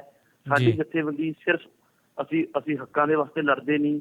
ਸਾਡਾ ਕੰਮ ਹੈ ਕਿ ਆਪਦੇ ਜੂਨੀਅਰ ਸਟਾਫ ਨੂੰ ਲਗਾਤਾਰ ਐਜੂਕੇਟ ਕਰਨਾ, ਉਹਨਾਂ ਨੂੰ ਪੜ੍ਹਾਉਣਾ, ਉਹਨਾਂ ਦੇ ਹੱਕਾਂ ਬਾਰੇ ਦੱਸਣਾ। ਅਸੀਂ ਹੁਣ ਵੀ ਉਹਨਾਂ ਨੂੰ ਪੂਰੀ ਤਰ੍ਹਾਂ ਜਾਗਰੂਕ ਕੀਤਾ ਹੋਇਆ ਹੈ। ਸਾਡਾ ਸਾਰਾ ਸਟਾਫ ਸਾਡੇ ਨਾਲ ਖੜਾ ਹੈ। ਇਕੱਲਾ ਐਲੋਪੈਥਿਕ ਨਹੀਂ ਖੜਾ, ਆਯੁਰਵੈਦਿਕ ਵਾਲੇ, ਰੂਰਲ ਮੈਡੀਕਲ ਅਫਸਰ, ਵੈਟਰਨਰੀ ਡਾਕਟਰ, ਆਯੁਰਵੈਦਿਕ ਡਾਕਟਰ, ਸਾਰੇ ਦੇ ਸਾਰੇ ਅੱਜ ਜਿਹੜਾ ਹੈਗਾ ਉਹ ਐਲੋਪੈਥਿਕ ਡਾਕਟਰਾਂ ਦੇ ਨਾਲ ਸਾਡੀ ਜਥੇਬੰਦੀ ਦੇ ਨਾਲ ਖੜੇ ਹੋਏ ਨੇ। ਜੀ ਜੀ ਜੀ ਮਤਲਬ ਇਸ ਦੇ ਤਹਿਤ ਹੀ ਜਿਹੜਾ ਹੈਗਾ ਅਸੀਂ ਸੰਘਰਸ਼ ਹੈ ਜਿਹੜਾ ਲੜ ਰਹੇ ਹੈਗੇ। ਇਹ ਸੰਘਰਸ਼ ਅਸੀਂ ਇਕੱਲੀ ਇੱਕ ਜਥੇਬੰਦੀ ਦੇ ਸਿਰ ਤੇ ਨਹੀਂ, ਅਸੀਂ ਸਾਰੀਆਂ ਜਥੇਬੰਦੀਆਂ ਇਕੱਠੀਆਂ ਹੋ ਕੇ ਇੱਕ ਸਾਂਝੀ ਕੋਆਰਡੀਨੇਸ਼ਨ ਕਮੇਟੀ ਬਣਾ ਕੇ ਲੜ ਰਹੇ ਹੈਗੇ। ਜੀ ਜੀ ਜੀ ਪੰਜਾਬ ਪੱਧਰ ਤੇ ਉਹ ਕੋਆਰਡੀਨੇਸ਼ਨ ਕਮੇਟੀ ਬਣ ਜਾ ਰਹੀ ਹੈ ਜੀ ਕਿ ਬਣ ਚੁੱਕੀ ਹੈ? ਪੰਜਾਬ ਪੱਧਰ ਤੇ ਇੱਕ ਕੋਆਰਡੀਨੇਸ਼ਨ ਕਮੇਟੀ ਦਾ ਗਠਨ ਹੋ ਚੁੱਕਿਆ ਹੈਗਾ। ਠੀਕ ਹੈ ਨਾ। ਜਦੋਂ ਅਸੀਂ ਸਾਡੇ ਸਿਹਤ ਮੰਤਰੀ ਨੂੰ ਮੈਮੋਰੈਂਡਮ ਦਿੱਤਾ ਹੈ ਤਾਂ ਉਹ ਸਾਂਝੀ ਕੋਆਰਡੀਨੇਸ਼ਨ ਕਮੇਟੀ ਵੱਲੋਂ ਹੀ ਦਿੱਤਾ ਗਿਆ ਹੈਗਾ। ਔਰ ਜਿਹੜੀ ਸਾਡੀ ਸਟ੍ਰਾਈਕ ਦੀ ਕਾਲ ਹੈ 25 ਤਰੀਕ ਦੀ, ਉਹ ਵੀ ਸਾਡੀ ਸਾਂਝੀ ਕੋਆਰਡੀਨੇਸ਼ਨ ਕਮੇਟੀ ਵੱਲੋਂ ਹੀ ਦਿੱਤੀ ਗਈ ਹੈ। ਜੀ ਜੀ ਇਸ ਦੌਰਾਨ ਜੇ ਆਪਾਂ ਨ੍ਰਿਤ ਦੀ ਆਪਾਂ ਗੱਲ ਕਰੀਏ ਤਾਂ ਅੱਜ ਕੱਲ੍ਹ ਦੇ ਦਿਨਾਂ ਦੇ ਵਿੱਚ ਕੋਈ ਪੁਤਲਾ ਫੂਕ ਜਾਂ ਹੋਰ ਤਰ੍ਹਾਂ ਦੇ ਪ੍ਰਦਰਸ਼ਨ ਵੀ ਤੁਹਾਡੇ ਵੱਲੋਂ ਕੀਤੇ ਜਾ ਰਹੇ ਨੇ ਜੀ? ਸਰ ਅਸੀਂ ਲਗਾਤਾਰ 2 ਦਿਨਾਂ ਤੋਂ ਜਿਹੜੇ ਸਿਵਲ ਸਰਜਨ ਦਫ਼ਤਰਾਂ ਦੇ ਮੂਹਰੇ ਆਪਦਾ ਪੁਰਜ਼ੋਰ ਮੁਜ਼ਾਹਰਾ ਕਰ ਰਹੇ ਆ, ਸਰਕਾਰ ਦੇ ਖਿਲਾਫ ਨਾਅਰੇਬਾਜ਼ੀ ਕਰ ਰਹੇ ਹੈਗੇ, ਲੋਕਾਂ ਨੂੰ ਜਾਗਰੂਕ ਕਰ ਰਹੇ ਆ, ਲੋਕਾਂ ਨੂੰ ਦੱਸ ਰਹੇ ਆ ਕਿ ਤੁਹਾਡੋ ਕਿ ਅਸੀਂ ਵੀ ਤੁਹਾਡੇ ਧੀ ਪੁੱਤ ਆ, ਦੇਖੋ ਸਾਡੇ ਨਾਲ ਕੀ ਵਾਪਰਿਆ ਹੈਗਾ ਜੀ। ਬਿਲਕੁਲ ਜੀ, ਕਿਉਂਕਿ ਇਦੋਂ ਮਾੜੀ ਕਿਸੇ ਡਾਕਟਰ ਨਾਲ ਹੋਰ ਕੀ ਹੋਊਗੀ ਕਿ ਉਹਦੀ ਤੁਸੀਂ ਤਨਖਾਹ ਜਿਹੜੀ ਪਹਿਲਾਂ ਨਾਲੋਂ 13-14 ਹਜ਼ਾਰ ਘਟਾ ਦਿਓ। ਇਹਦੇ ਬਾਰੇ ਲੋਕਾਂ ਨੂੰ ਜਾਗਰੂਕ ਜਦੋਂ ਤੱਕ ਨਹੀਂ ਕਰਾਂਗੇ, ਲੋਕ ਸਾਡੀ ਮੁਸ਼ਕਲ ਨੂੰ ਨਹੀਂ ਸਮਝਣਗੇ। ਲੋਕਾਂ ਨੂੰ ਤਾਂ ਇਹ ਕਿ ਡਾਕਟਰਾਂ ਨੂੰ ਸ਼ਾਇਦ ਬਹੁਤ ਵੱਡੀਆਂ ਵੱਡੀਆਂ ਤਨਖਾਹਾਂ ਮਿਲਦੀਆਂ, ਪਰ ਉਹਨਾਂ ਨੂੰ ਇਹ ਨਹੀਂ ਪਤਾ ਕਿ ਸਾਡਾ ਵਿੱਤ ਮੰਤਰੀ ਮਨਪ੍ਰੀਤ ਬਾਦਲ ਆ ਜਿਹੜਾ, ਉਹ ਪਤਾ ਨਹੀਂ ਉਹਨੇ ਆਪਦੇ ਘਰੇ ਲੈ ਕੇ ਜਾਣਾ ਸਾਰਾ ਕੁਝ। ਉਹ ਲਗਾਤਾਰ ਜਿਹੜਾ ਹੈਗਾ ਸਾਡੇ ਤੇ ਕੱਟ ਲਾਈ ਜਾ ਰਿਹਾ ਹੈ ਤੇ ਉਹਨੂੰ ਇਸ ਗੱਲ ਦਾ ਫਿਕਰ ਨਹੀਂਗਾ ਕਿ ਮਹਿੰਗਾਈ ਵਧੀ ਹੈ, ਮਹਿੰਗਾਈ ਦੇ ਨਾਲ ਡਾਕਟਰ ਵੀ ਪ੍ਰਭਾਵਿਤ ਹੋਏ ਨੇ ਜੀ। ਉਹਨਾਂ ਦੇ ਖਰਚੇ ਕਿਵੇਂ ਪੂਰੇ ਹੋਣਗੇ? ਅਸਲ ਵਿੱਚ ਇਹਨਾਂ ਦਾ ਇਰਾਦਾ ਜਿਹੜਾ ਮੁੱਖ ਤੌਰ ਤੇ ਲੋਕਾਂ ਨੂੰ ਸਰਕਾਰੀ ਨੌਕਰੀਆਂ ਤੋਂ ਬੇਮੁਖ ਕਰਨਾ ਹੈ ਕਿ ਲੋਕ ਸਰਕਾਰੀ ਨੌਕਰੀਆਂ ਵੱਲ ਮੂੰਹ ਨਾ ਕਰਨ। ਅੱਜ ਇੱਕ ਪਾਸੇ ਤੁਸੀਂ ਦੇਖੋ ਇਹ ਵਾਕ ਇਨ ਇੰਟਰਵਿਊਜ਼ ਰੱਖਦੇ ਨੇ, ਵਾਕ ਇਨ ਇੰਟਰਵਿਊਜ਼ ਕਹਿੰਦੇ ਨੇ ਆਓ ਅਸੀਂ ਡਾਕਟਰਾਂ ਨੂੰ ਹੈਂਡਸਮ ਸੈਲਰੀਜ਼ ਦੇਵਾਂਗੇ, ਤੁਸੀਂ ਆ ਕੇ ਜੁਆਇਨ ਕਰੋ, ਸਾਡੇ ਕੋਲ ਡਾਕਟਰਾਂ ਦੀ ਘਾਟ ਹੈ। ਹੁਣ ਇਸ ਟਾਈਮ ਡਾਇਰੈਕਟਰ ਹੈਲਥ ਸਰਵਿਸ ਦੇ ਵਿੱਚ ਵਾਕ ਇਨ ਇੰਟਰਵਿਊ ਚੱਲ ਰਹੀ ਹੈਗੀ, ਸਪੈਸ਼ਲਿਸਟ ਡਾਕਟਰਾਂ ਦੀ ਚੱਲ ਰਹੀ ਹੈ, ਜਨਰਲ ਡਿਊਟੀ ਮੈਡੀਕਲ ਅਫਸਰਾਂ ਦੀ ਚੱਲ ਰਹੀ ਹੈ, ਔਰ ਦੂਜੇ ਪਾਸੇ ਤੁਸੀਂ ਇਸ ਤਰ੍ਹਾਂ ਦੀਆਂ ਚਾਲਾਂ ਕਰ ਰਹੇ ਹੋ। ਅਸਲ ਵਿੱਚ ਇਹਨਾਂ ਦਾ ਮਕਸਦ ਹੈਗਾ ਕਿ ਹੌਲੀ ਹੌਲੀ ਇਹਨਾਂ ਸੰਸਥਾਵਾਂ ਨੂੰ, ਪਹਿਲਾਂ ਇਹਨਾਂ ਨੇ ਸਾਡੀਆਂ ਪੇਂਡੂ ਡਿਸਪੈਂਸਰੀਆਂ ਖਾਲੀ ਕੀਤੀਆਂ ਸੀ, ਫਿਰ ਪੇਂਡੂ ਡਿਸਪੈਂਸਰੀਆਂ ਤੋਂ ਬਾਅਦ ਉਹਨਾਂ ਨੂੰ ਇਹਨਾਂ ਨੇ ਹੌਲੀ ਹੌਲੀ PSCਆਂ CHCਆਂ ਦੇ ਅਟੈਕ ਕਰਨੇ ਸ਼ੁਰੂ ਕੀਤੇ, ਉੱਥੇ ਡਾਕਟਰ ਘਟਣੇ ਸ਼ੁਰੂ ਹੋ ਗਏ। ਅਲਟੀਮੇਟਲੀ ਇਹਨਾਂ ਨੇ ਕੀਤਾ PSC CHC ਵੀ ਖਤਮ ਕਰ ਦੇਣਗੇ ਤੇ ਹੌਲੀ ਹੌਲੀ ਵਾਰੀ ਆ ਜਾਊਗੀ ਜ਼ਿਲ੍ਹਾ ਹਸਪਤਾਲਾਂ ਦੀ। ਜ਼ਿਲ੍ਹਾ ਹਸਪਤਾਲ ਦੀ ਇਹਨਾਂ ਨੇ ਅਖੀਰ ਕਾਰਪੋਰੇਟ ਘਰਾਣਿਆਂ ਨੂੰ ਵੇਚ ਦੇਣੇ ਨੇ। ਇੱਥੇ ਜੇ ਮੈਕਸ ਹਸਪਤਾਲ ਬਣਿਆ, ਮੈਕਸ ਹਸਪਤਾਲ ਡੱਬ ਵਾਲੀ ਰੋਡ ਦੇ ਉੱਤੇ ਵੀ ਵੜ ਸਕਦਾ ਸੀ, ਮੈਕਸ ਹਸਪਤਾਲ ਥਰਮਲ ਤੋਂ ਪਾਰ ਵੀ ਜਾ ਸਕਦਾ ਸੀ। ਜਾਣ ਬੁੱਝ ਕੇ ਮੈਕਸ ਹਸਪਤਾਲ ਨੂੰ 1 ਰੁਪਏ ਦੀ ਲੀਜ਼ ਦੇ ਉੱਤੇ ਤਨਖਾਹ ਇਹਨਾਂ ਨੇ ਜਗ੍ਹਾ ਦਿੱਤੀ 99 ਸਾਲਾਂ ਵਾਸਤੇ ਕਿ 99 ਸਾਲ 1 ਰੁਪਇਆ ਤੁਸੀਂ ਦਿਆ ਕਰੋਗੇ, ਤੁਸੀਂ ਆਰਾਮ ਨਾਲ ਇੱਥੇ ਬੈਠੋ। ਕਾਰਨ ਕੀ ਸੀ? ਇਹ ਮਿਲੀ ਜੁਲੀ ਇਹਨਾਂ ਦੀ ਚਾਲ ਸੀਗੀ ਕਿ ਅਸੀਂ ਹੌਲੀ ਹੌਲੀ ਜ਼ਿਲ੍ਹਾ ਹਸਪਤਾਲਾਂ ਨੂੰ ਬਿਲਕੁਲ ਖਤਮ ਕਰ ਦਿਆਂਗੇ ਤੇ ਹੌਲੀ ਹੌਲੀ ਜ਼ਿਲ੍ਹਾ ਹਸਪਤਾਲਾਂ ਦੇ ਜਿਹੜੇ ਕੰਪਲੈਕਸ ਹੈ ਉਹ ਵੀ ਅਸੀਂ ਕੈਪਚਰ ਕਰਕੇ ਇਹਨਾਂ ਕਾਰਪੋਰੇਟ ਅਦਾਰਿਆਂ ਨੂੰ ਦੇ ਦਿਆਂਗੇ ਤਾਂ ਕਿ ਇਹ ਲੋਕਾਂ ਦੀ ਲੁੱਟ ਖਸੁੱਟ ਕਰ ਸਕਣ ਤੇ ਜਿਹੜੀ ਪ੍ਰਾਈਵੇਟਾਈਜੇਸ਼ਨ ਦੀ ਨੀਤੀ ਹੈ ਅਸੀਂ ਉਹਨੂੰ ਪ੍ਰਫੁੱਲਤ ਕਰ ਸਕੀਏ, ਉਹਨੂੰ ਸਿਰੇ ਚੜਾ ਸਕੀਏ। ਅਸਲ ਵਿੱਚ ਨਵੀਂ ਆਰਥਿਕ ਨੀਤੀ ਦਾ ਹੀ ਇੱਕ ਹਿੱਸਾ ਹੈ ਇਹ, ਕੋਈ ਨਵੀਂ ਚਾਲ ਨਹੀਂ ਹੈਗੀ। ਇਹ ਸਰਮਾਏਦਾਰਾਂ ਸਿਸਟਮ ਕਰਦਾ ਹੁੰਦਾ ਹੈ, ਸਰਮਾਏਦਾਰਾਂ ਦੀ ਇੱਕ ਚਾਲ ਹੈ ਇਹ। ਅੱਜ ਜੇਕਰ ਇਹਨਾਂ ਨੂੰ ਨਾ ਰੋਕਿਆ ਗਿਆ ਤਾਂ ਇਹ ਚਾਲ ਹੈ ਜਿਹੜੀ ਇਹ ਲਗਾਤਾਰ ਕਿਸੇ ਨਾ ਕਿਸੇ ਰੂਪ ਦੇ ਵਿੱਚ ਸਾਹਮਣੇ ਆਉਂਦੀ ਹੀ ਰਹਿਣੀ ਹੈ। ਜੀ ਬਿਲਕੁਲ ਜੀ। ਇਸ ਦੇ ਨਾਲ ਯਕੀਨਨ ਜਿਹੜਾ ਹੈ ਕਿ ਕਹਿ ਸਕਦੇ ਆਪਾਂ ਕਿ ਡਾਕਟਰ ਜਿਹੜੇ ਸਰਕਾਰੀ ਨੌਕਰੀ ਛੱਡ ਕੇ ਪ੍ਰਾਈਵੇਟ ਵੱਲ ਵੀ ਜਾਣਗੇ ਕਿ ਮੈਂ ਤਾਂ ਆਪਦਾ ਕਲੀਨਿਕ ਹੀ ਪਾ ਲਵਾਂ, ਮੈਂ ਆਪਦੀ ਪ੍ਰਾਈਵੇਟ ਪ੍ਰੈਕਟਿਸ ਜਿਹੜੀ ਉਹ ਕਰਨੀ ਸ਼ੁਰੂ ਕਰ ਦੇਵਾਂ। ਜੀ ਸਰ, ਕੁਦਰਤੀ ਹੈ ਕਿ ਜੇਕਰ ਡਾਕਟਰ ਪ੍ਰਾਈਵੇਟ ਪ੍ਰੈਕਟਿਸ ਕਰੂਗਾ ਤਾਂ ਆਏ ਸਾਲ ਕੁਛ ਨਾ ਕੁਛ ਤਾਂ ਉਹ ਆਪਦੀ ਆਮਦਨ 'ਚ ਵਾਧਾ ਕਰੇਗਾ ਨਾ। ਜੀ ਪਰ ਜਾਣੀ ਕਿ ਸਰਕਾਰੀ ਹਸਪਤਾਲ 'ਚ ਡਿਊਟੀ ਕਰਕੇ ਤਾਂ ਉਹਦੀ ਤਨਖਾਹ ਘਟਣੀ ਹੈ, ਵਧਣੀ ਤਾਂ ਹੈ ਨਹੀਂ। ਇਹਨਾਂ ਨੇ ਹੁਣ ਜੱਗ ਜ਼ਾਹਰ ਕਰਤਾ ਕਿ ਅਸੀਂ ਥੋੜੀ ਤਨਖਾਹ ਘਟਾ ਵੀ ਸਕਦੇ ਆਂਗੇ, ਔਰ ਇਸੇ ਤਨਖਾਹ ਘਟਾਉਣ ਵਾਸਤੇ ਥੋੜੀ ਅਸੀਂ ਬੈਠਾਂਗੇ।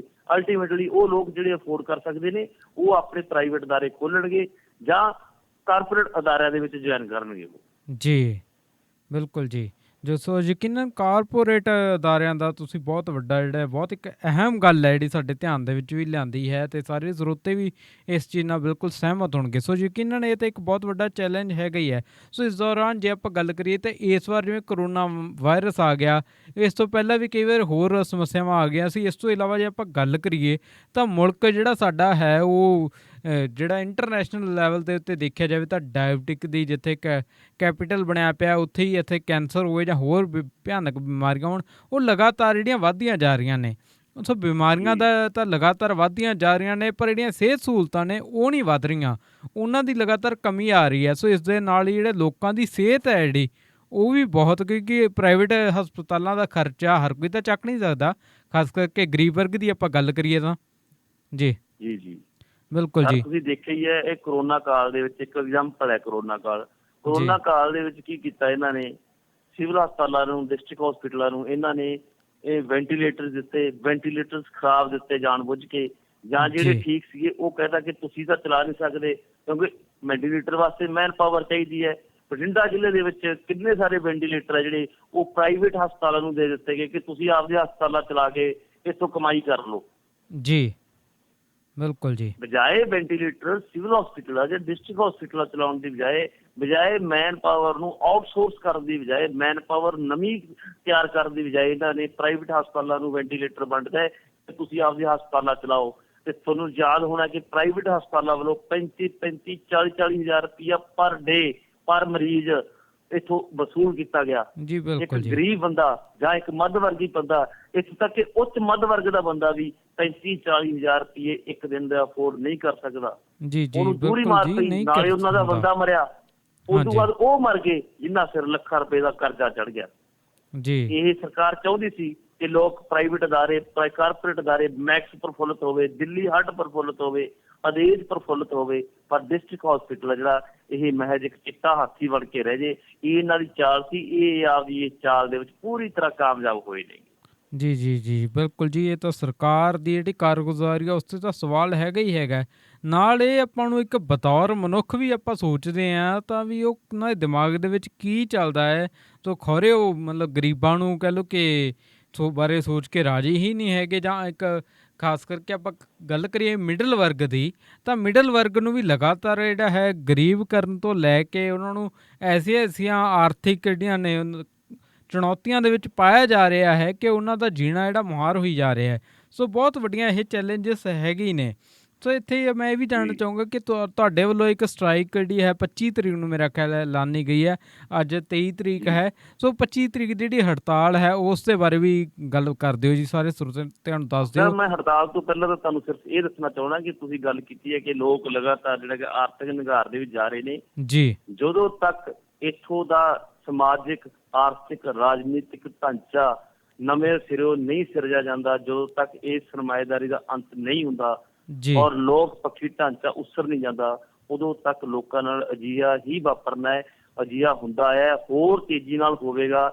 ਇਸ ਕਰਕੇ ਇੱਕ ਵੱਡੀ ਲੋਕ ਲਹਿਰ ਉਸਾਰਨ ਦੀ ਲੋੜ ਹੈ, ਲੋਕਾਂ ਨੂੰ ਲਾਮਬੰਦ ਕਰਨ ਦੀ ਲੋੜ ਹੈ ਤਾਂ ਕਿ ਲੋਕ ਸਰਕਾਰੀ ਅਦਾਰਿਆਂ ਬਾਰੇ, ਆਪਦੀ ਪਬਲਿਕ ਪ੍ਰਾਪਰਟੀ ਬਾਰੇ ਜਾਗਰੂਕ ਹੋ ਸਕਣ ਅਤੇ ਲੋਕ ਇਹਨਾਂ ਅਦਾਰਿਆਂ ਨੂੰ ਬਚਾਉਣ ਵਾਸਤੇ ਜੱਦੋਜਹਿਦ ਕਰਕੇ ਅੱਗੇ ਆਉਣ।